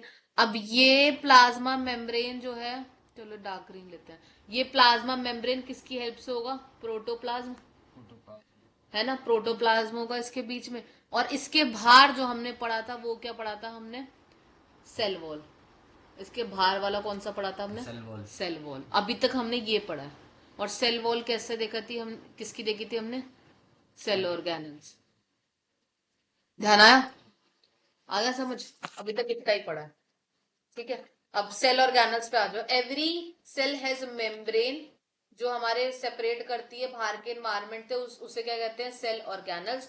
Large and complex cell including cell from multi cellular organism. बड़े और जो कॉम्प्लेक्स होते हैं उसको क्या करती है, इंक्लूड करती है किसके अंदर, organism is complex cell including cell from multicellular organism need a lot of chemical activity, चाहिए होती है इसे अपने स्ट्रक्चर, कॉम्प्लिकेटेड स्ट्रक्चर को सपोर्ट करने के लिए और उसके कामकाज को देखने के लिए। हाँ जी, ठीक है। अब हम इसमें अलग अलग चीजें पढ़ेंगे। अब बुक पे आ जाओ, न्यूक्लियस वाला जो स्ट्रक्चर है ना, बुक पे आ जाओ। पहले बुक की रामायण पढ़ेंगे, ठीक है। अब फिर हम इसमें पढ़ेंगे साइटोप्लाज्म क्या होता है। अभी हमने पढ़ लिया है वैसे साइटोप्लाज्म, है ना। और अभी हम डीएनए पढ़ेंगे, डीएनए भी अभी हमने पढ़ लिया है, ठीक है। अब मैं पूरा पढ़ा रही हूँ, ठीक है। रिमेम्बर द टेम्पररी, चैलेंज बना गया। रिमेम्बर द, हमने वो देखा था आयरन पील वाला, ठीक है। We had put iodine solution, हमने आयोडीन सोल्यूशन डाला था। क्यों डाला था, क्यों डाला था, व्हाट वुड वी सी, अगर हम इसको ट्राई कर रहे हैं विदाउट आयोडीन सोल्यूशन के तो क्या होगा, ठीक है। क्या उसका कलर वगैरह देखेंगे। According to the chemical composition, ऊपर ना सारे क्वेश्चंस दिए हैं, ये क्वेश्चन मार्क कर लो, इससे पूछते हैं क्या होगा। According to their chemical composition different region of the cell get coloured differently, अलग अलग रीजन जो अलग अलग कलर का होगा। सम रीजन अपीयर डार्कर, कुछ डार्क मिलेंगे और कुछ हल्के मिलेंगे। Apart from iodine solution we could use saffron solution, हमने इसके अलावा क्या यूज करा था, सैफरन सोल्यूशन। इसकी वजह से हमें कौन सा कलर देखने को मिला, ब्लू। हमने आयरन पील किस कलर में देखी थी, ब्लू में, पर होती किस में, पिंक में, ट्रांसपेरेंट में दिखती है ना हमें लाइट लाइट, इस वजह से दिखी थी। हाँ जी। अब ये एक्टिविटी पढ़ोगे आप लोग और मुझसे मुझे बताओगे। अब वापस आ जाओ नेक्स्ट पेज के ऊपर, ठीक है। The nucleus has a double layered covering is called nuclear membrane. Nucleus double layer से कवर होता है, मतलब अगर बीच में है एक लेयर, उसके ऊपर ही एक और लेयर बनी हुई होगी, उसे क्या कहेंगे, न्यूक्लियर मेम्ब्रेन। क्या कहेंगे, न्यूक्लियर मेम्ब्रेन। आपको दिख नहीं रहा, रुको मैं ना कैसे कर लेते, एक सेकंड रुको।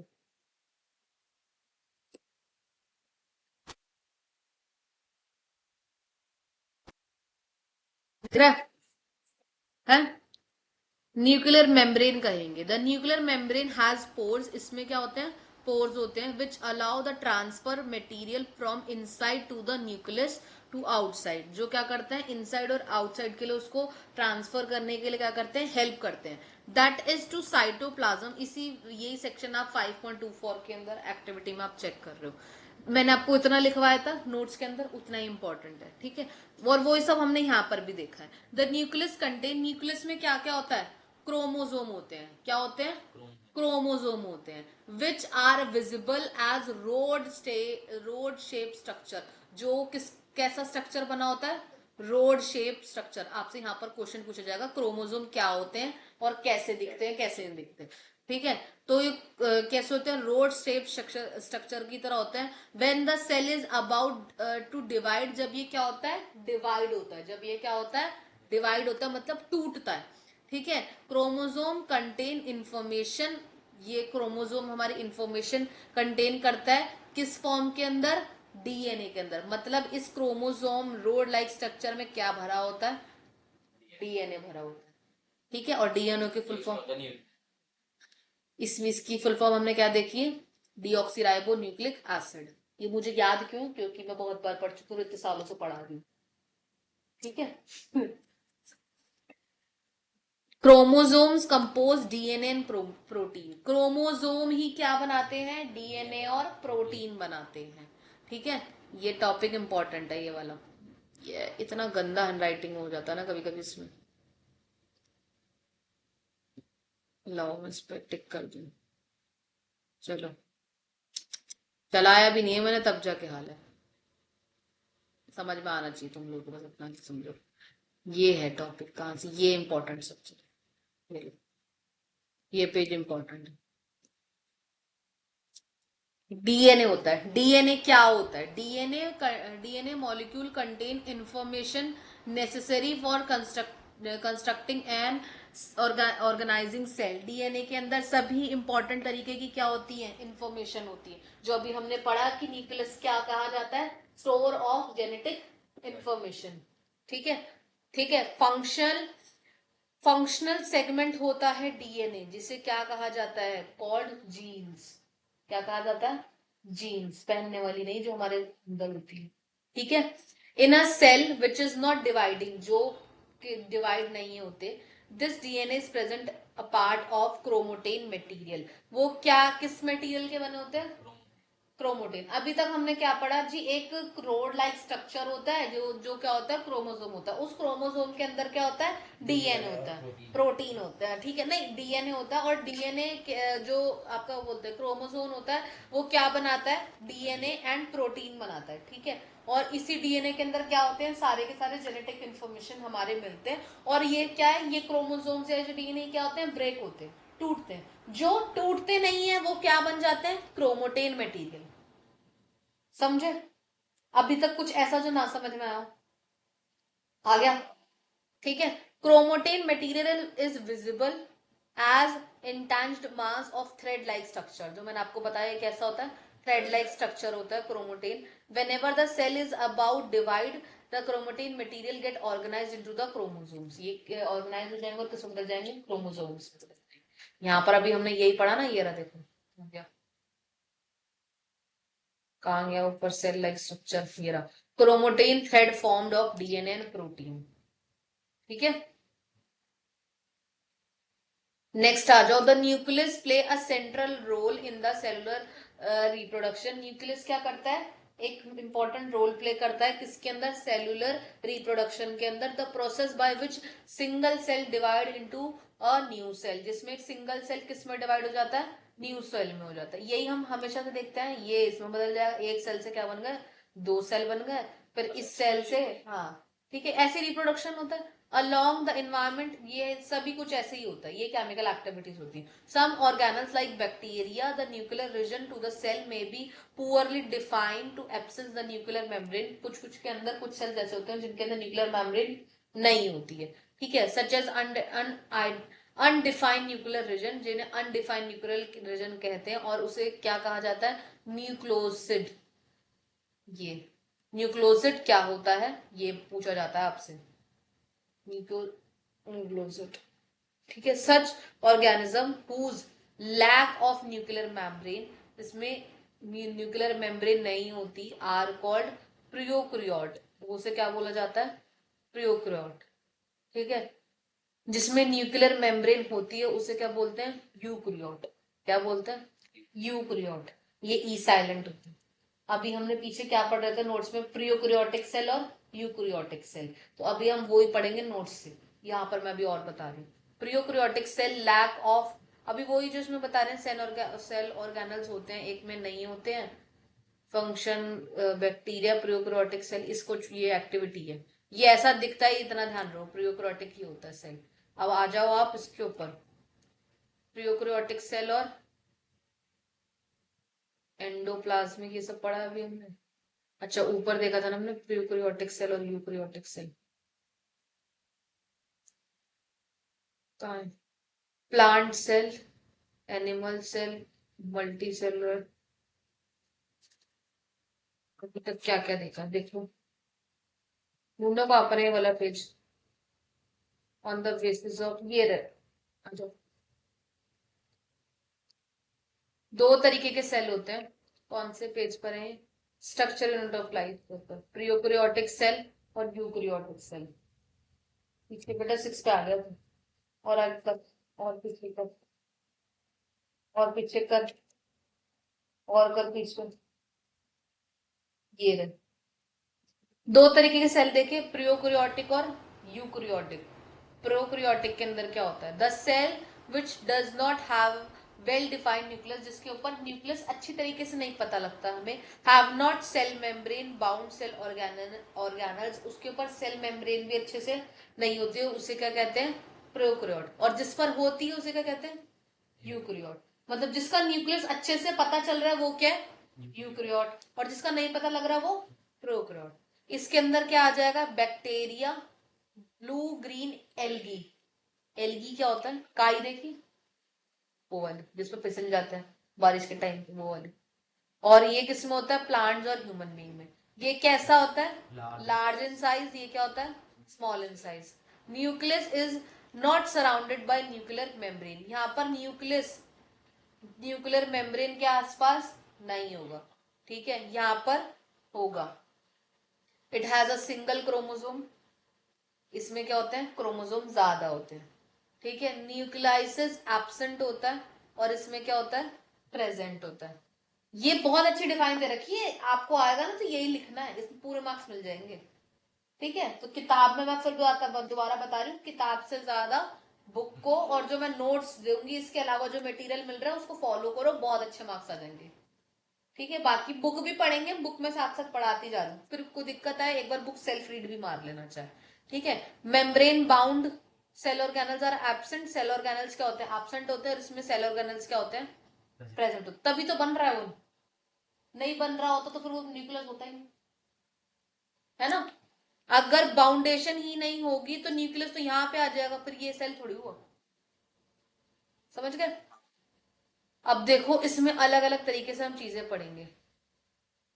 Types of organism on the basis of number of cell. Number of cell के हिसाब से मैं आपको एक बेसिक स्ट्रक्चर बता रही हूँ। यूकैरियोटिक ऑर्गेनिज्म कौन से होते हैं? ठीक है, the organism which contain eukaryotic cells. ये वो ऑर्गेनिजम्स होते हैं जिसके अंदर हमें यूकैरियोटिक सेल्स मिलते हैं, इसे क्या कहते हैं? Eukaryotic organism. प्रोकैरियोटिक के अंदर हमें कौन से सेल्स मिलेंगे? प्रोकैरियोटिक वाले, तो उसे हम क्या कहेंगे? Prokaryotic organism. यूनिसेलुलर कौन सा होगा? जिसमें क्या मिलेगा? एक सेल होगा, उसे क्या बोलेंगे? यूनिसेलुलर। जिसमें बहुत सारे होंगे उसमें क्या बोलेंगे? Multi cellular. अब यूनिसेलुलर और मल्टी सेलुलर क्या होता है वो देखो, ठीक है। यूनिसेलुलर कंसिस्ट सिंगल सेल, इसमें क्या होंगे? नंबर ऑफ सेल, बहुत सारे सेल्स होंगे। द सिंगल सेल, एक सेकंड, हेलो,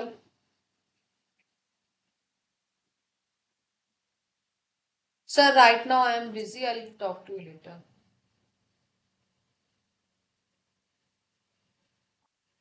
टाइम खराब करने आ जाते हैं। सिंगल सेल और multi cells. Single cell perform all activity, all life activity, इसमें सभी तरीके की एक्टिविटी होती है। इसमें भी मैनी सेल्स में भी आप क्या करोगे?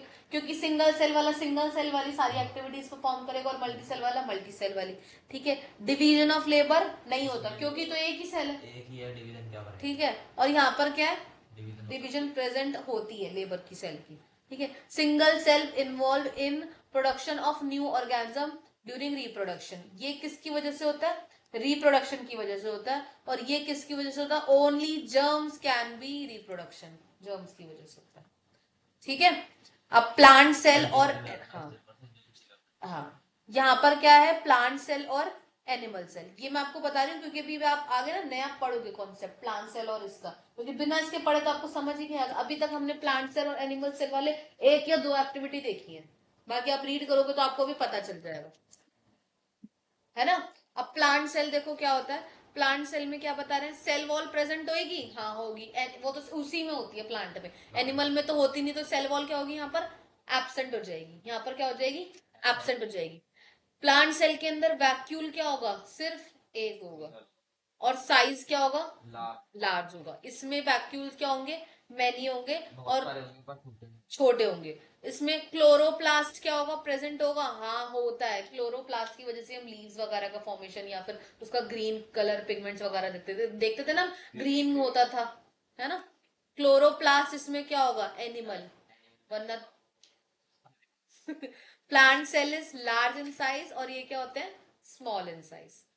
ठीक है, पर हमने सेल वॉल पढ़ा था। अब देखो कुछ एक ना इंपॉर्टेंट पॉइंट्स पे आ जाओ, इंपॉर्टेंट फैक्ट्स पे आ जाओ, फैक्ट्स वाले पेज पे। अब ध्यान से देखो, cell arise from pre existing cell wall, इसे क्या बोलते हैं, वर्च्यू। ये नाम है कुछ, अभी आपको पता लगेंगे धीरे धीरे। सेल थ्योरी किसने दी थी, इन दोनों व्यक्तियों ने दी थी, सेकंड पॉइंट पे।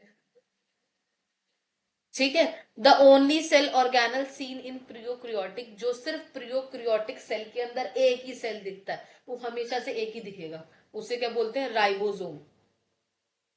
क्या बोलते हैं, और ये दिखता किसमें, सिर्फ प्रियोक्रियोटिक सेल में, और कितना ही, सिर्फ एक ही है। ठीक है, organelles without a cell membrane, और राइबोसोम क्या होता है, जिसमें सेल मेम्ब्रेन आउटर लेयर नहीं होती, उसे क्या कहा जाता है, राइबोसोम्स। ठीक है, हमें वो पता है कि सेल किसने बनाया था, हुक ने बनाया था। ठीक है, हाँ। सबसे लार्जेस्ट सेल कौन सा है, ऑस्ट्रिच, बर्ड, पक्षी, शुतुरमुर्ग। ठीक है, उसका सबसे बड़ा सेल है, वो सबसे बड़ा सेल कहा जाता है। ठीक है, shape and size of cell related to the specific function, shape और साइज जो है वो अलग अलग तरीके के फंक्शन परफॉर्म करते हैं। ओसोमोसिस हमने पढ़ लिया था, एपीटी की फुल फॉर्म ध्यान रखना, ये आती है। ठीक है, डिफ्यूजन हमने पढ़ लिया था, ओसोमोसिस हमने पढ़ लिया था, है ना। प्लाज्मोसिस भी हमने पढ़ लिया था, जो हमने पढ़ा था कि जब लिविंग प्लांट सेल के अंदर क्या होता है, सेल वॉल यहाँ पर है ना, क्या होता है लिविंग प्लांट सेल के अंदर, पानी लूज करता है, और उससे क्या होता है, कॉन्ट्रैक्शन होता है और श्रिंकेज होता है, उसी को क्या बोलते हैं, प्लाज्मोसिस कहते हैं। धीरे धीरे याद होंगे बाबू, ये अभी नहीं होंगे। जिसमें हमने क्या पढ़ा था, हाइपरटोनिक, हाइपरटोनिक, आइसोटोनिक, आइसोटोनिक और हाइपोटोनिक। हाँ। ठीक है, ये हमने पढ़ लिया था। आगे बढ़ो, सेल वॉल भी हमने पढ़ लिया, न्यूक्लियस भी हमने पढ़ लिया है। ठीक है, न्यूक्लियस के फंक्शन भी पढ़ लिए, साइटोप्लाज्म भी पढ़ लिया है। ठीक है, अब आ जाओ बुक के ऊपर। साइटोप्लाज्म क्या होता है, अभी हम वो देखेंगे। ठीक है, साइटोप्लाज्म देखेंगे, सेल ऑर्गेनल्स भी हमने नोट से पढ़ लिया है। ठीक है, चलो आ जाओ, हम कहाँ थे, साइटोप्लाज्म के ऊपर। ठीक है, साइटोप्लाज्म ब्लर हो गया ये। When we look at the temporary mount of onion peel as human cheek, हम इतना ध्यान रखना कि जो अनियन पील है, देखा था ना, जो अनियन की हमने वो निकाली थी, पीलिंग निकाली थी ट्रांसपेरेंट वाली, वो कैसी कितना सॉफ्ट टेक्सचर होता है, जैसे हमारा गाल होता है। समझ गए, मतलब अगर आपकी, मतलब आपके फेस की, आपके चिक की जो स्किन है वो इतनी सेंसिटिव है कि अगर जैसे अनियन पील का थोड़ा सा भी टुकड़ा टूट गया तो कितना, मतलब पूरा ब्रेक हो जाता है, ऐसे आपका ये वाला स्किन है। ठीक है, we can see a large region of cell enclosed by the cell membrane. This region takes up like a stain is called cytoplasm. Cytoplasm क्या है, अभी जो मैंने पीछे बताया था, साइटोप्लाज्म कंटेन फ्लूड, क्या होता है इसमें, fluid contain inside the plasma membrane. Plasma membrane में क्या होता है, फ्लूड होता है, और उसी फ्लूड को क्या बोलते हैं, साइटोप्लाज्म कहते हैं। ठीक है, it contain many specialised cell organelles, इसमें बहुत अच्छे सेल ऑर्गेनल्स देखने को मिलते हैं। Each of these organelles perform a specific function, एक एक स्पेसिफिक फंक्शंस बताते हैं। Cell organelles are enclosed by the membrane, ये किसके थ्रू इनक्लोज होते हैं, बंद होते हैं, सेल मेम्ब्रेन के थ्रू। ठीक है, एंड प्रियोक्रियोटिक, अब यहां से हमारी रामायण चालू होगी, प्रियोक्रियोटिक और यूक्रियोटिक, जो मैंने वहां पर डिफरेंस बिटवीन बता दिया। ठीक है, prokaryotic beside absence of undefined region, ठीक है, और यूकैरियोटिक के अंदर ये क्या होता है, ठीक है। मतलब ये अभी हमने पढ़ा था ना कि रीजन होता है या नहीं होता प्रोकैरियोटिक में, वो सारे अब यहाँ पर देखेंगे। The significance of membrane can be illustrated with example of virus, हम इसको एक वायरस के थ्रू समझते हैं, ठीक है। Viruses lack any membrane, viruses किसी भी मेम्ब्रेन के अंदर मतलब जहां पे लैक ऑफ मेम्ब्रेन होगा वहां पे वायरसेस होगा, hence do not show characteristic, इसलिए उसके कोई कैरेक्टरिस्टिक्स फीचर्स हमें नहीं पता लगते, ठीक है। Characteristics of life until they enter a living body, जब तक वो एक लिविंग बॉडी में नहीं जाता। हमें पता था कोरोना कोई वायरस है क्योंकि अब तक वो किसी के शरीर में नहीं गया था, जैसे ही वो वायरस शरीर में गया तो हमें पता लग गया कि कोरोना नाम का एक वायरस है और उससे मौत हो सकती है, ठीक है। And use it cells machinery to multiply, और ये क्या होती है, वायरस अपने आप को क्या करते हैं, तेजी से मल्टीप्लाई मतलब बढ़ाते हैं। तो ऐसे ही कोविड में हम क्या करते हैं, डेस्क को मत छुओ, डेस्क कोविड वो वायरस चढ़ गया उसके अंदर, फिर इस डेस्क को किसी ने छुआ तो उसमें वायरस आ गया। वेव के अंदर वन वेव में तो यही हो रहा था ना, तो वो भी क्या है, एक वायरस था, ठीक है। ये रामायण है, ये आप भरेंगे। सेल ऑर्गेनल्स क्या होते हैं, वायरस आपसे कोई पूछे तो बस उतनी 3 या 4 लाइन बतानी है, बस ज्यादा नहीं, तो नीचे लिखा है। सेल ऑर्गेनल्स क्या होते हैं वो देखेंगे, ठीक है। Every cell has a membrane, हर एक सेल की क्या होती है, एक मेम्ब्रेन होती है। It to keep its own content separate from external environment, जो उसको एक्सटर्नल एनवायरमेंट से क्या रखती है, अलग रखती है। Large and complex cell include cell from multi cellular organisms, need a lot of chemical activity, इसको बहुत ज्यादा केमिकल एक्टिविटी चाहिए होती है क्योंकि इसको किसको सपोर्ट करना होता है, उसके स्ट्रक्चर और फंक्शन को, ठीक है। टू कीप दीज एक्टिविटीज, ज्यादा दूर हो गए तो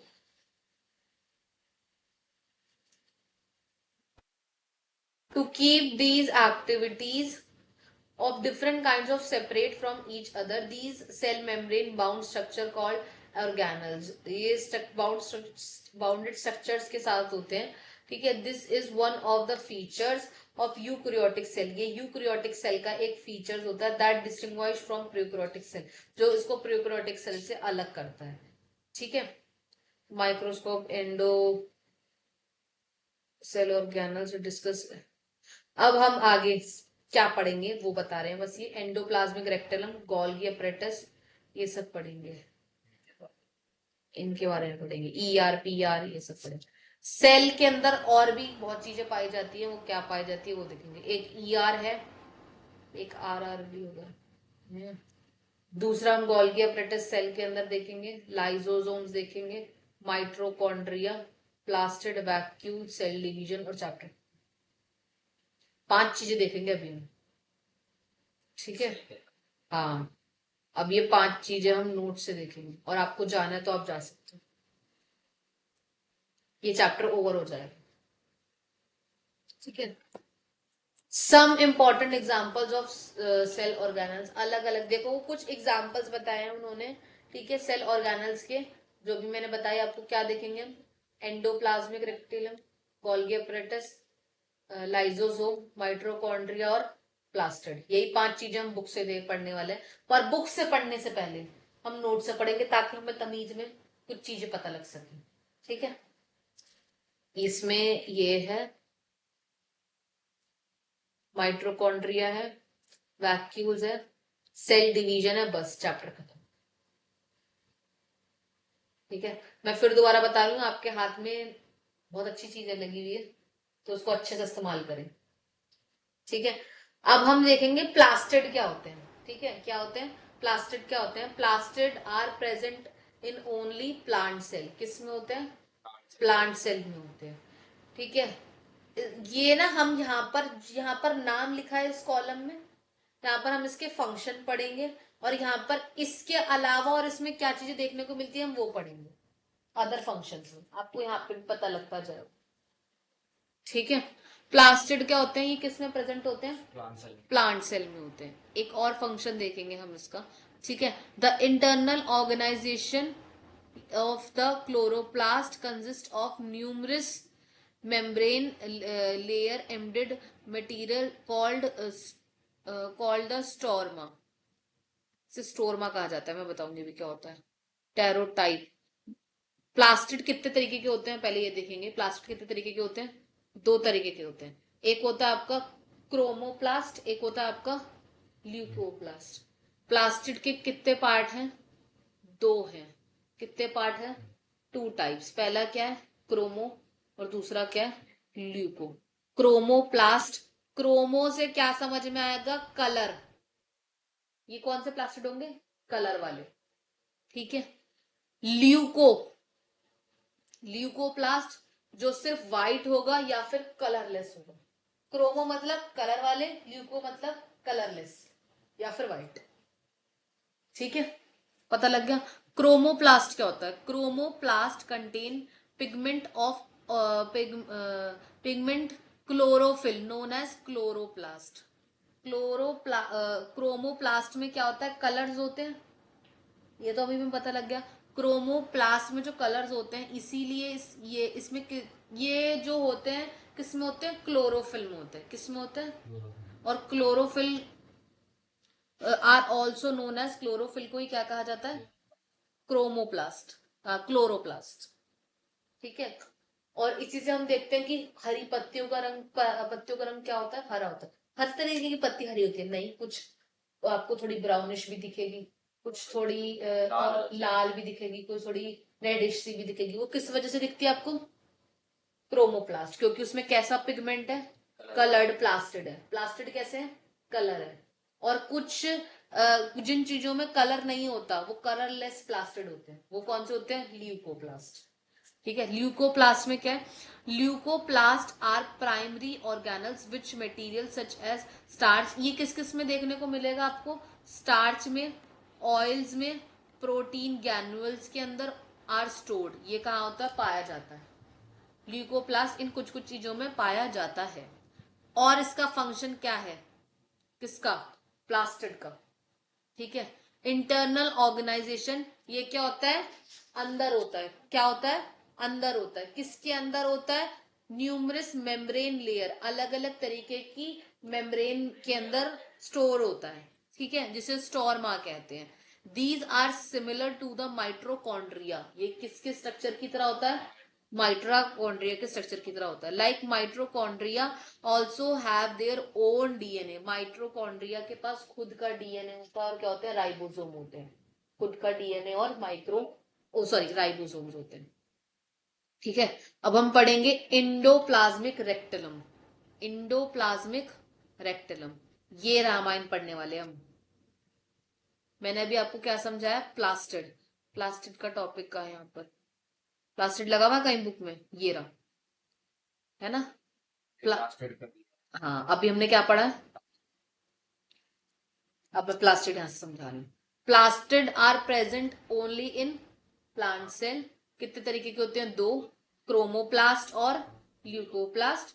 क्रोमोप्लास्ट के अंदर कलर प्लास्टिड होते हैं, ल्यूकोप्लास्ट के अंदर सिर्फ व्हाइट या कलरलेस होते हैं। Chromoplast contain pigment of chlorophyll. इसे क्लोरोफिल का पिगमेंट होता है, तभी हमने अभी बचपन से पढ़ते हैं ना, क्लोरोफिल की वजह से, ग्रीन पिगमेंट की वजह से लीव्स का कलर क्या होता है? ग्रीन हो जाता है। तो ये पिगमेंट क्लोरोफिल की वजह से क्या होगा? Chloroplast. Chloroplast are important for all photosynthesis in plant. किसके लिए जरूरी है? प्लांट की फोटोसिंथेसिस के लिए। क्लोरोप्लास्ट कंटेन वेरियस, अब देखो वही पता लगेगा, अलग अलग कलर होते हैं इसके। Yellow, orange, in addition to chlorophyll. Chlorophyll की प्रोसेस के अंदर येलो और क्या होते हैं? ऑरेंज कलर से। अभी मैंने आपको लीव्स आपको जो बता रहे थे ना, वैसे वाले। ल्यूकोप्लास्ट क्या होता है? Leucoplast are primary organelles which material, जिसमें क्या स्टोर्ड होता है? स्टार्च, ऑयल और प्रोटीन ग्रैन्युल्स। ठीक है। The internal organisation of chloroplast consist of numerous membrane layer. इसमें बहुत सारी अलग अलग तरीके की मेम्ब्रेन होती है, जिसे क्या कहते हैं? स्टोरमा कहते हैं। और माइट्रोकॉन्ड्रिया का एक खुद का क्या होता है? डीएनए होता है। और क्या होता है? राइबोसोम्स होते हैं। ये अभी हमने यहाँ पर इसके अंदर नोट्स में पढ़ लिया, और वही वहां पर है। आ गया समझ? कोई दिक्कत? मतलब एक टॉपिक हम खत्म कर चुके हैं। अब हम पढ़ेंगे एंडोप्लाज्मिक रेक्टेलम। उससे पहले मैं तुम्हें छोटा टॉपिक पढ़ाऊंगी। वैक्यूल्स है इसमें, हाँ, वैक्यूल्स और सेल डिवीजन। वैक्यूल्स और सेल डिवीजन पढ़ाऊंगी, ठीक है। वैक्यूल्स देखो क्या होता है, वैक्यूल्स आर स्टोरेज सैक। ये स्टोरेज सैक, सैक क्या होता है, बोरी, आटे की कट्टा बोरी देखिए ना, जो जूट के बने होते हैं, जो जूट जूट रस्सी वाले, जो ढोने वाले मजदूर अपने ऊपर लेके लाद के चलते हैं, है ना। स्टोरेज सैक फॉर के, ये किस तरीके का वैक्यूल्स होता है, सॉलिड में भी होता है और लिक्विड में भी होता है, ठीक है। Vacuoles are small sized in animal, किस में होते हैं, एनिमल, ठीक है। और प्लांट के अंदर क्या होते हैं, लार्ज में होते हैं। Central vacuum of some plants, ये जो प्लांट्स में होते हैं वो कितना एरिया घेरते हैं, 50 से 90% तक, ठीक है। Each cell thus acquired its structure, उनका एक अपना खुद का स्ट्रक्चर होता है, एबिलिटी टू फंक्शन, जिससे वो फंक्शन करते हैं, because the organisation of membrane and organelles in a specific, क्योंकि हर एक सेल को एक अपना अलग से काम करना है। जैसे मैंने वही बताया, माथे का काम क्या है, सर का काम क्या है, थिंक करना, भाई वो मुंह ऊपर नहीं लग सकता, हमारा बोल नहीं सकता, ठीक है। The cell thus have a basic structure organisation, this helps the cell to perform respiration, इससे रेस्पिरेशन होता है, ऑप्टेनिंग न्यूट्रिशन, जो ऑप्टेन करता है न्यूट्रिशन, और वेस्टेज को बाहर निकालना, वही मैंने बताया, रिस्पायर करना, एक्सक्रीशन करना, मतलब बाहर निकालना वेस्ट मटेरियल, नए प्रोटीन्स बनाना, ठीक है। तो ये जो वैक्यूल है वो हमारी क्या है, बहुत फंडामेंटल यूनिट ऑफ लाइफ है। समझ आ गया वैक्यूल। अब देखो मैं वैक्यूल आपको यहां से पढ़ाती हूँ, देखो वैक्यूल क्या होता है। Vacuole are storage sac for, vacuole क्या है हमारा, स्टोरेज सैक है, किसका, लिक्विड और सॉलिड का। Vacuoles are small in animal, ठीक है, small in animal size, while while, ये ना यहाँ पे वाइल है, ये बच्चे की राइटिंग ऐसी, वाइट मत समझना इसे, वाइल प्लांट सेल, आप ठीक कर लेना चाहिए एल, ठीक है, या इसे हटा दो ये लो। प्लांट सेल है very large vacuole, plant cell के पास क्या होता है, लार्ज वैक्यूल होते हैं। अब ये अदर वाला ऑप्शन पढ़ रही हूँ मैं, the plant cell vacuole are careful are fully granular cell sap provide cell, हाँ सेल्स, ये कट गया टॉपिक, आपकी बुक में नहीं है, मतलब ये कट हट नहीं भी लिखोगे तो भी चलेगा, पॉइंट पर ये लिख लोगे तो कोई दिक्कत नहीं है, तो मैंने भी आपको बताया वही है। सेंट्रल वैक्यूल के अंदर कितना पार्ट करते हैं कंज्यूम, 50 से 90 तक करते हैं, ये भी देखा था। Important role explaining excess of water, अच्छा इसमें क्या होता है, ये इन्होंने 5वां पॉइंट बता रखा है इसी का ही, excess of water and some waste from the cell, मतलब कि एग्जांपल में बताया कि इसका वैक्यूल कहाँ काम होता है, कि पानी ज्यादा हो तो वो एक्सेस में बाहर निकालते हैं, हमें पता है हमारी बॉडी से स्वेटिंग निकलती है ना, ये काम अलग अलग स्पेसिफिक फंक्शन है। मैनी सब्सटेंस इन द, यहाँ पे मेरे को शो नहीं हो रहा है, आपके पास नोट्स आ जाना तो उसमें चेक करना। Plant cell are stored, plant cell के अंदर वैक्यूल्स होता है, ठीक है। In some unicellular organism special vacuoles also play important role. Uni, ये रहा बेटा, ये ना इसका पॉइंट है, यूनिसेलुलर ऑर्गेनिजम्स जो है ना, उनके अंदर एक स्पेशल तरीके का रोल होता है, ठीक है, रोल प्ले करते हैं, और वो क्या रोल प्ले करते हैं, वो ये वाला कि कुछ वेस्टेज बाहर निकालेंगे सेल से, कुछ ऐसे करेंगे, ये पॉइंट ना यहाँ से जा रहा है, ये यहाँ से नीचे जाके ये बन, ठीक है, ठीक है। सोलन रिजिडिटी स्टिफनेस होती है, सर्विनिटी होती है। अब आते हैं हम नेक्स्ट टॉपिक पे, वो है सेल डिवीजन, ठीक है। अब जिन कुछ बच्चों को दिक्कत होगी कि दीदी ऊपर वाले दो टॉपिक क्यों नहीं पढ़ाए, तो वो भी पढ़ेंगे, ठीक है। जो छोटे छोटे इजी टॉपिक्स हैं, जो जल्दी समझ में आएंगे, मैं आपको पहले वो बता रही हूँ, ठीक है। चलिए सेल डिवीजन देखते हैं, सेल डिवीजन क्या होता है। सेल डिवीजन पहले मैं आपको नोट से बताती हूँ, देखो सेल डिवीजन क्या होता है, new cell are form in organism, grow करने के लिए सबको ग्रोथ चाहिए, तो सेल भी क्या करेंगे, ग्रो करेंगे, ठीक है। टू रिप्लेस, क्या रिप्लेस करेंगे हम, ओल्ड या फिर डेड या फिर इंजर्ड सेल, ठीक है। टू फॉर्म अ जाइमेट, हम जाइमेट क्रिएट करते हैं किसके थ्रू, रिप्रोडक्शन के थ्रू, ये तो हम पढ़ चुके हैं, फॉर रिक्वायर्ड स्टिल रिप्रोडक्शन चाहिए, ठीक है। The process by which new cell made, जो प्रोसेस जिससे नया सेल बनता है उसे क्या कहा जाता है, सेल डिवीजन। अब सेल दो तरीके से डिवाइड होता है, एक होता है मीटियोसिस, एक होता है मियोसिस, मीटियोसिस और मियोसिस, ठीक है। मीटियोसिस और मियोसिस क्या होता है, द प्रोसेस, दिख रहा है ना, the process of cell division by which most of the cell divide for grown mitosis. ये वो प्रोसेस है जिसमें सबसे ज्यादा सेल ग्रो करते हैं, जिसमें सबसे ज्यादा सेल क्या करते हैं, ग्रो करते हैं, डिवाइड होते हैं सेल डिवीजन की प्रोसेस में, उसे क्या कहते हैं, मीटियोसिस कहते हैं। अब मियोसिस में क्या होता है, specific cell reproductive organ. Specific इसमें क्या है, सारे सेल, इसमें क्या है, स्पेसिफिक सेल, कुछ ही सेल जो होंगे। For reproductive organs, sorry of reproductive organs, reproductive organs के होते हैं, या फिर एनिमल टिश्यू के हो गए, या फिर plant and plant divide to form a gametes. इससे प्लांट या एनिमल्स जो भी टिश्यूज होते हैं वो अपने सेल को डिवाइड करते हैं।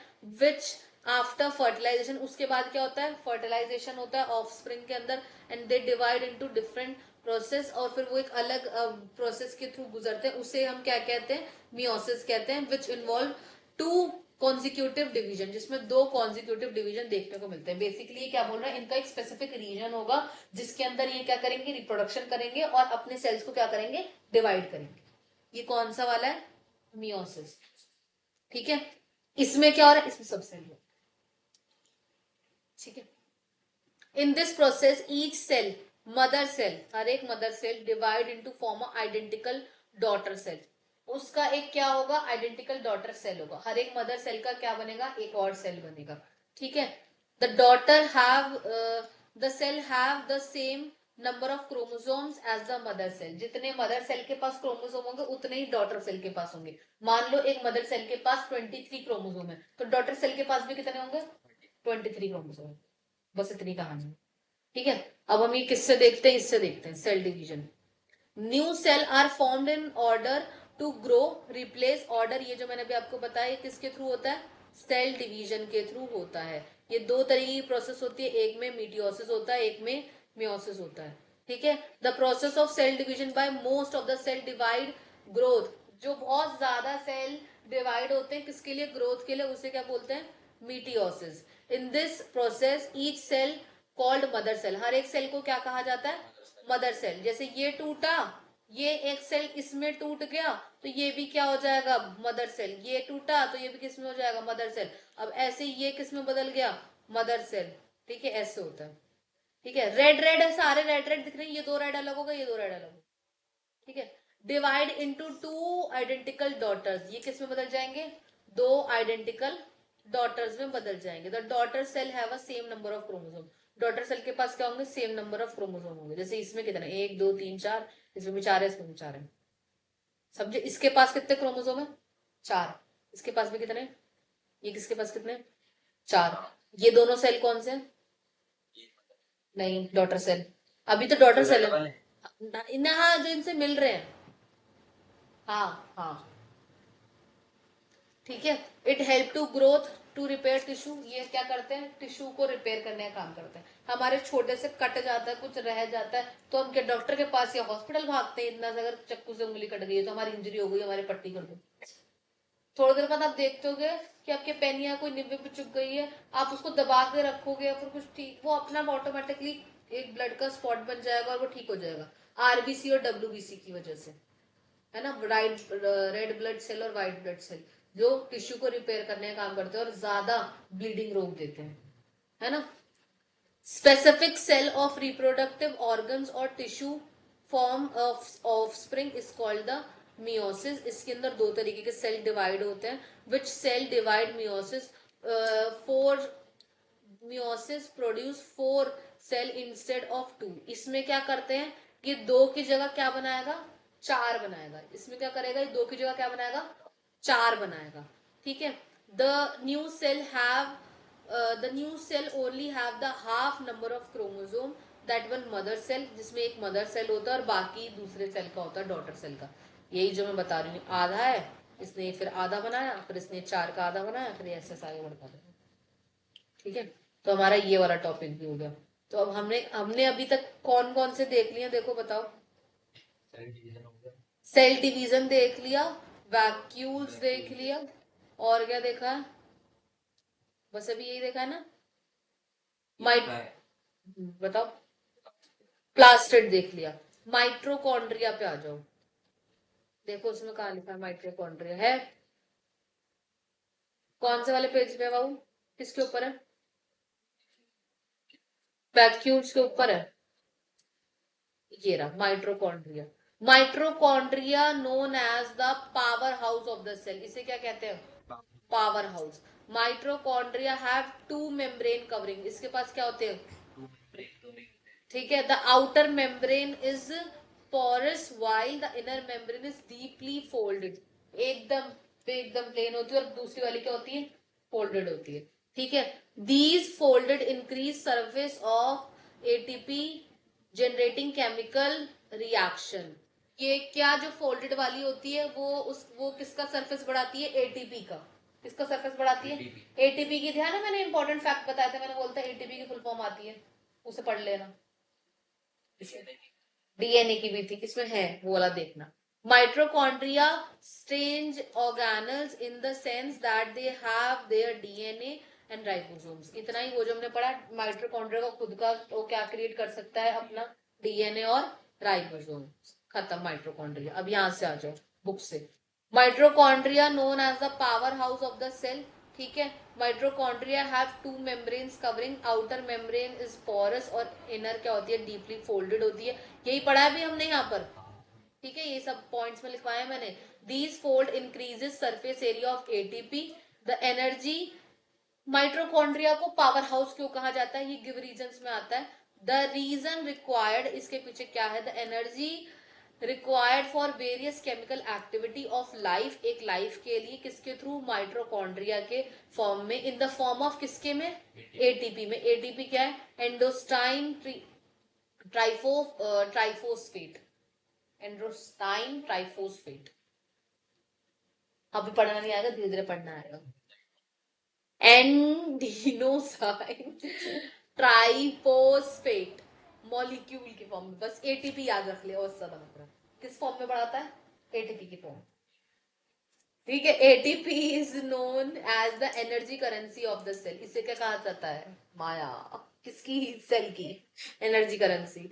The body uses energy stored in ATP for making new chemical compound and mechanical work। ठीक है, mitochondria are strange organelles in the sense that they have their own DNA। इनके पास क्या होता है? खुद का डीएनए होता है और राइबोसोम होता है। माइट्रोकॉन्ड्रिया इसलिए अपने खुद के पार्टिकल जो प्रोटीन्स है वो बना सकता है।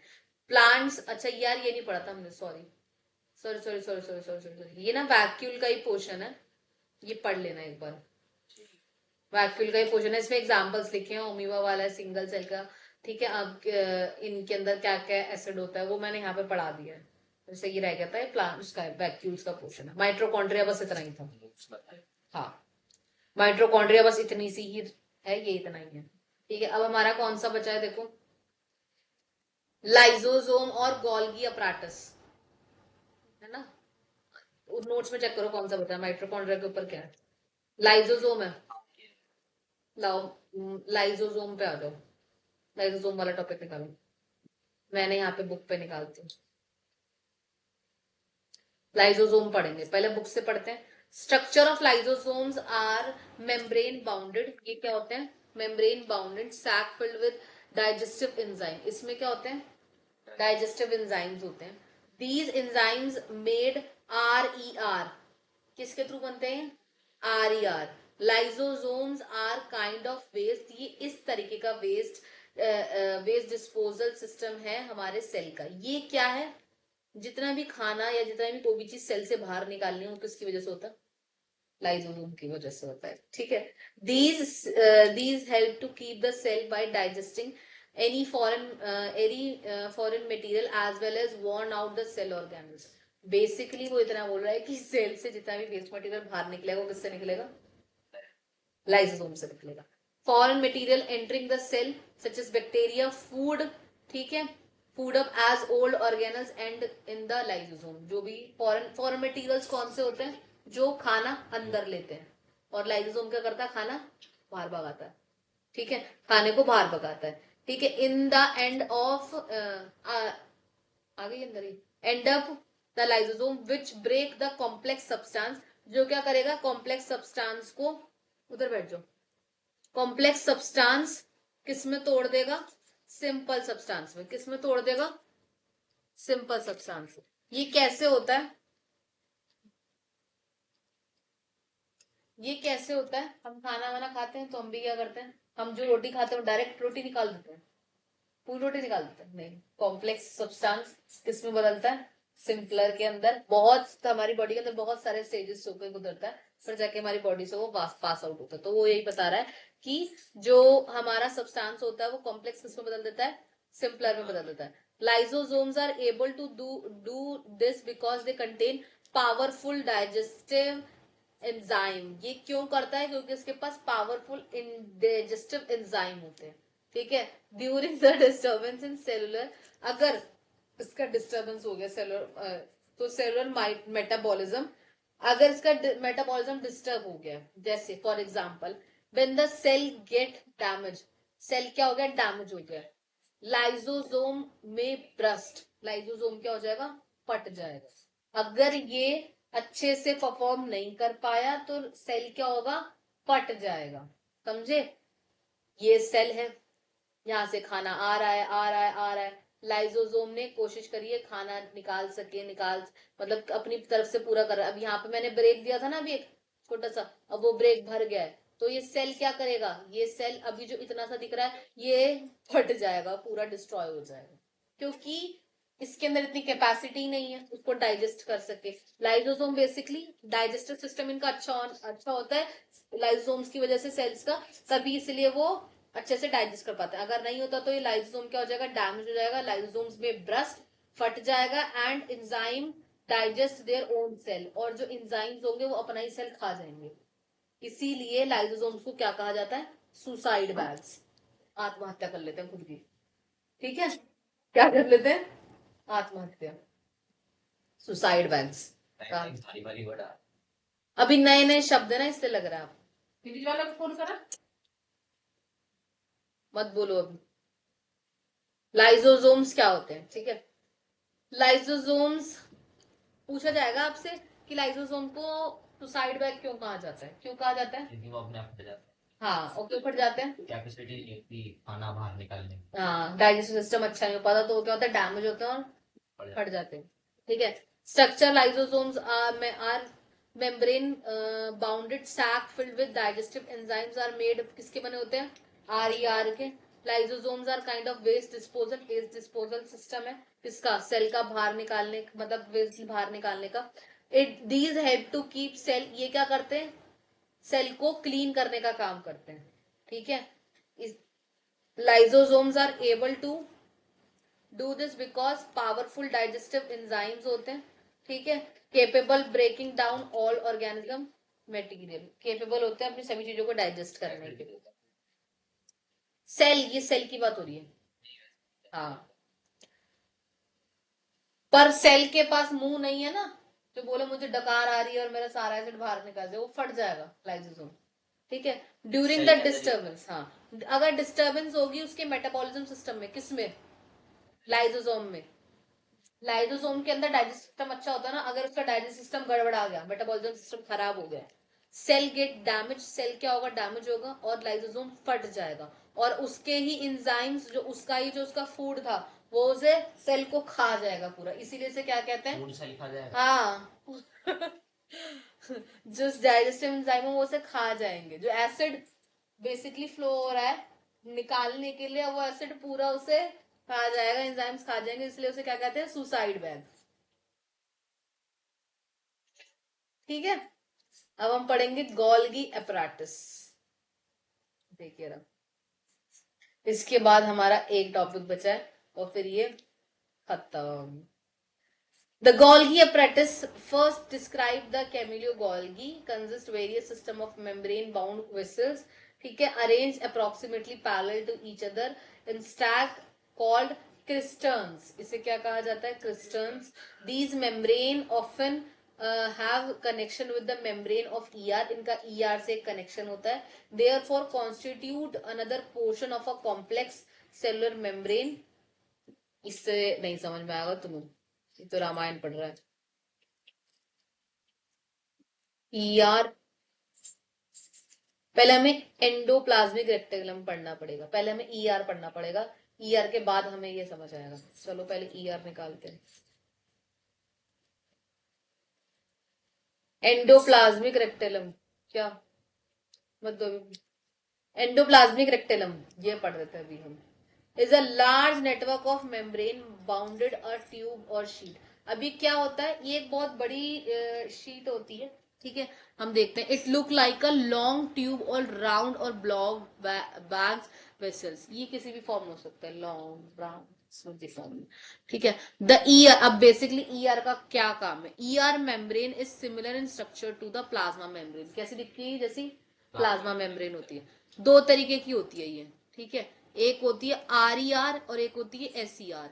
आर ई आर कौन सी होती है, रफ, हार्ड, रेग मार देगा ऐसा वाला रफ, ठीक है। सॉफ्ट, सॉफ्ट क्या देखा होगा इसे, हाँ रुई, ठीक है। तो आर ई आर और S E R, R E R और एस ई आर की फुल फॉर्म आती है, ध्यान रखना, ठीक है। R E R look rough under microscope, ये माइक्रोस्कोप में आपको क्या दिखेगी, रफ दिखेगी, रफ दिखेगी, because it has particles called ribosome attach to the surface, क्योंकि इसके राइबोसोम्स क्या होंगे, उससे अटैच होगी, इसलिए रफ होगी, ठीक है। जैसे जैसे ये है, ये पोर्शन क्या है, स्मूथ है। अब ये पोर्शन क्या है, रफ है, क्योंकि ये वाला ब्लैक के साथ ये ग्रीन पोर्शन जुड़ा हुआ है, इसलिए हमें ऊपर नीचे दिख रहा है ना, इसीलिए, ठीक है।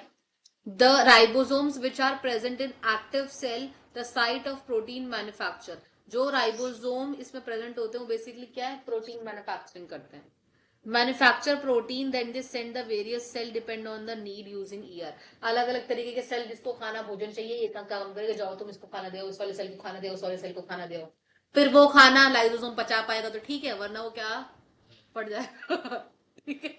तो अब से तू अपने दोस्तों को S E are E are ऐसे करके बुलाया करे, ठीक है। द एस ई आर, अब एस ई आर क्या करेगा, S E are help the manufacturing of fat molecule, अब ये क्या बनाएगा, फैट मॉलिक्यूल बनाएगा, और क्या बनाएगा, लिपिड बनाएगा, जो किसके लिए जरूरी है, सेल के फंक्शन के लिए। हम बोलते हैं ना, आपका लिपिड बढ़ गया है, फैट सेल बढ़ गए हैं, ठीक है। Some of these protein lipid building help building the cell membrane, इसी की वजह से क्या बनता है, cell membrane. This process is known as the membrane biogenesis, इसे क्या कहा जाता है, मेम्ब्रेन बायोजेनेसिस कहा जाता है। सम अदर प्रोटीन, अलग तरीके के protein, lipid function as enzyme hormone, इनके पास क्या होता है, एंजाइम हार्मोन होता है। Although E R varies greatly appearance in different cell, अलग अलग तरीके के सेल में मिलते हैं। जैसे देखो ये क्या है, एनिमल सेल, एनिमल सेल और प्लांट सेल में डिफरेंस बताया था ना पीछे, वो यही रामायण है। आपको ना ये पिक्चर दे देंगे, ये आता है हर बार, ये स्कूल वालों को इतना फेवरेट पिक्चर है, या तो कभी बोल देंगे इसे बनाओ, वरना कभी बोल देंगे इसके क्या करो आप, नाम बताओ, ठीक है। तो आपको पता होना चाहिए कौन सी चीज क्या है, जैसे लाइजोसोम देख कहाँ होता है, यही फटेगा इतना सा, ये रहा, ठीक है। ये रहा आपका माइट्रोकॉन्ड्रिया, ये वाला हिस्सा, ये रहा, ये दिख रहा है, ये वाला ब्राउन वाला बैग, जो कह रहा है कि मेरे पास खुद का अपना क्या है, डीएनए है ना। और ये क्या है आपका न्यूक्लियस, जहां पर सारा क्या होता है, डीएनए, एक ये अपना डीएनए बता रहा है, एक ये अपना डीएनए बता रहा है ना। साइटोप्लाज्म, जो लिक्विड वाला फ्लूइड अभी हमने देखा था, वो ग्रीन ग्रीन पोर्शन क्या है, तो ये है, ठीक है। Thus one function of the ER, ये एनिमल सेल में है, जानवरों के सेल में, ठीक है। To serve a channel transport material between various cytoplasm, between अलग अलग साइटोप्लाज्म, जैसे इसका इसको पकड़ा है, इसका इसको पकड़ा है, इसका इसको ऐसे काम करता है ये, ठीक है। ई आर ऑल्सो फंक्शन है cytoplasm framework providing a surface, ये सरफेस देता है फॉर सम बायोकेमिकल एक्टिविटीज, ठीक है। ये एनिमल सेल है ना, नहीं सॉरी ये प्लांट सेल है, ठीक है। अब ये आपको बताया किसमें क्या होता है, इन द लीवर सेल, किसमें, liver cell, the group of animal called vertebrates, इसे क्या कहा जाता है, वर्टिब्रेट्स कहा जाता है। एसईआर प्ले क्रूशल रोल होता है in detoxifying many poisons and drugs, अलग अलग पॉइजन्स और ड्रग्स में। अब देखो ये प्लांट सेल है, इसका न्यूक्लियस कहां पर है, ये रहा, ठीक है, ये क्लोरोप्लास्ट है। ये सेल वॉल जो मैं अभी आपको बता रही थी बाहर वाली, ठीक है। माइट्रोकॉन्ड्रिया जिसका अपना डीएनए बता रहे हैं ये लोग, है ना। ये अंदर का, ये देखो सेल वॉल कहाँ है, एक बाहर है, और ये क्या है अंदर, प्लाज्मा मेम्ब्रेन जो मैं आपको बता रही थी, याद आया। और ये बाहर वाली वॉल को क्या बोलते हैं, एडजेसेंट वॉल। ये छोटे छोटे छोटे छोटे जो बिंदु दिख रहे हैं ये क्या है, राइबोसोम, जिसको माइट्रोकॉन्ड्रिया का कह रहा है मेरे पास खुद का डीएनए और क्या है मेरे पास, राइबोसोम्स है। तो ये इसके अंदर भी डॉट डॉट्स है ना, ये वाले, ठीक है। तो यही सब कुछ है जो मैंने आपको बताया था, difference between plant cell and animal cell, क्या एब्सेंट है और क्या प्रेजेंट है, यही पूछा जाता है। अब आ जाओ एक बार नोट्स पे।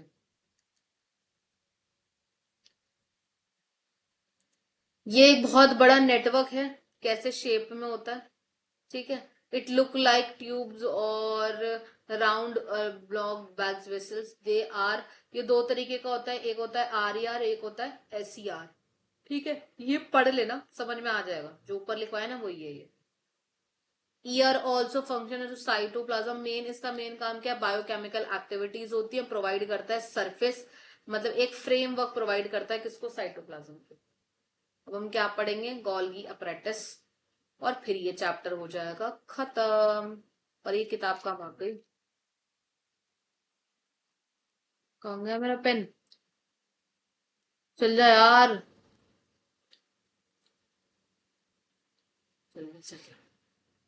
बस अब यही बचा, मेन कहानी इसकी यहाँ से। गोल्गी अपरेटिस क्या होता है, material synthesise near the ER package, ये एक पैकेज की फॉर्म में होता है ईआर के पास। Dispatch to various target inside, dispatch करता है अलग अलग टारगेट्स को हमारे इसके अंदर, outside the cell and outside the cell through the Golgi apparatus. Golgi apparatus के थ्रू ही हम बेसिकली मेन काम इनसाइड और आउटसाइड का हम कर सकते हैं। मटेरियल सिंथेसाइज्ड किसके पास होता है, ये ईआर के पास होता है, ठीक है। It function include storage, modification, packaging of product vessels, in case some complex sugar may be simple sugar, अगर कॉम्प्लेक्स शुगर सिंपल शुगर की फॉर्म में होती है तो किस में होती है वो, Golgi apparatus.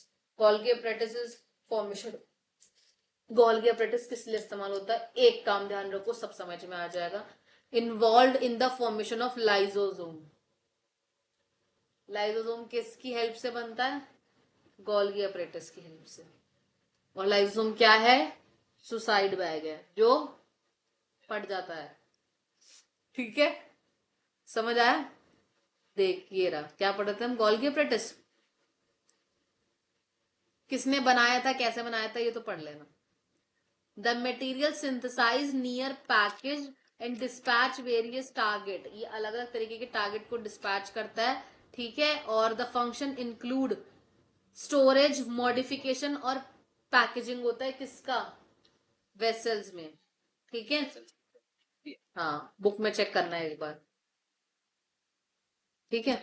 In some cases complex sugar made may be made from the simple sugar in the Golgi apparatus, कभी कभी बनती है इसमें, ठीक है। कुछ केसेस में Golgi apparatus also involve in the function of the formation of lysosome. सब कुछ याद रखो या ना रखो, इतना ध्यान रख लो लाइजोसोम कैसे फॉर्म होता है इसकी हेल्प से, ठीक है।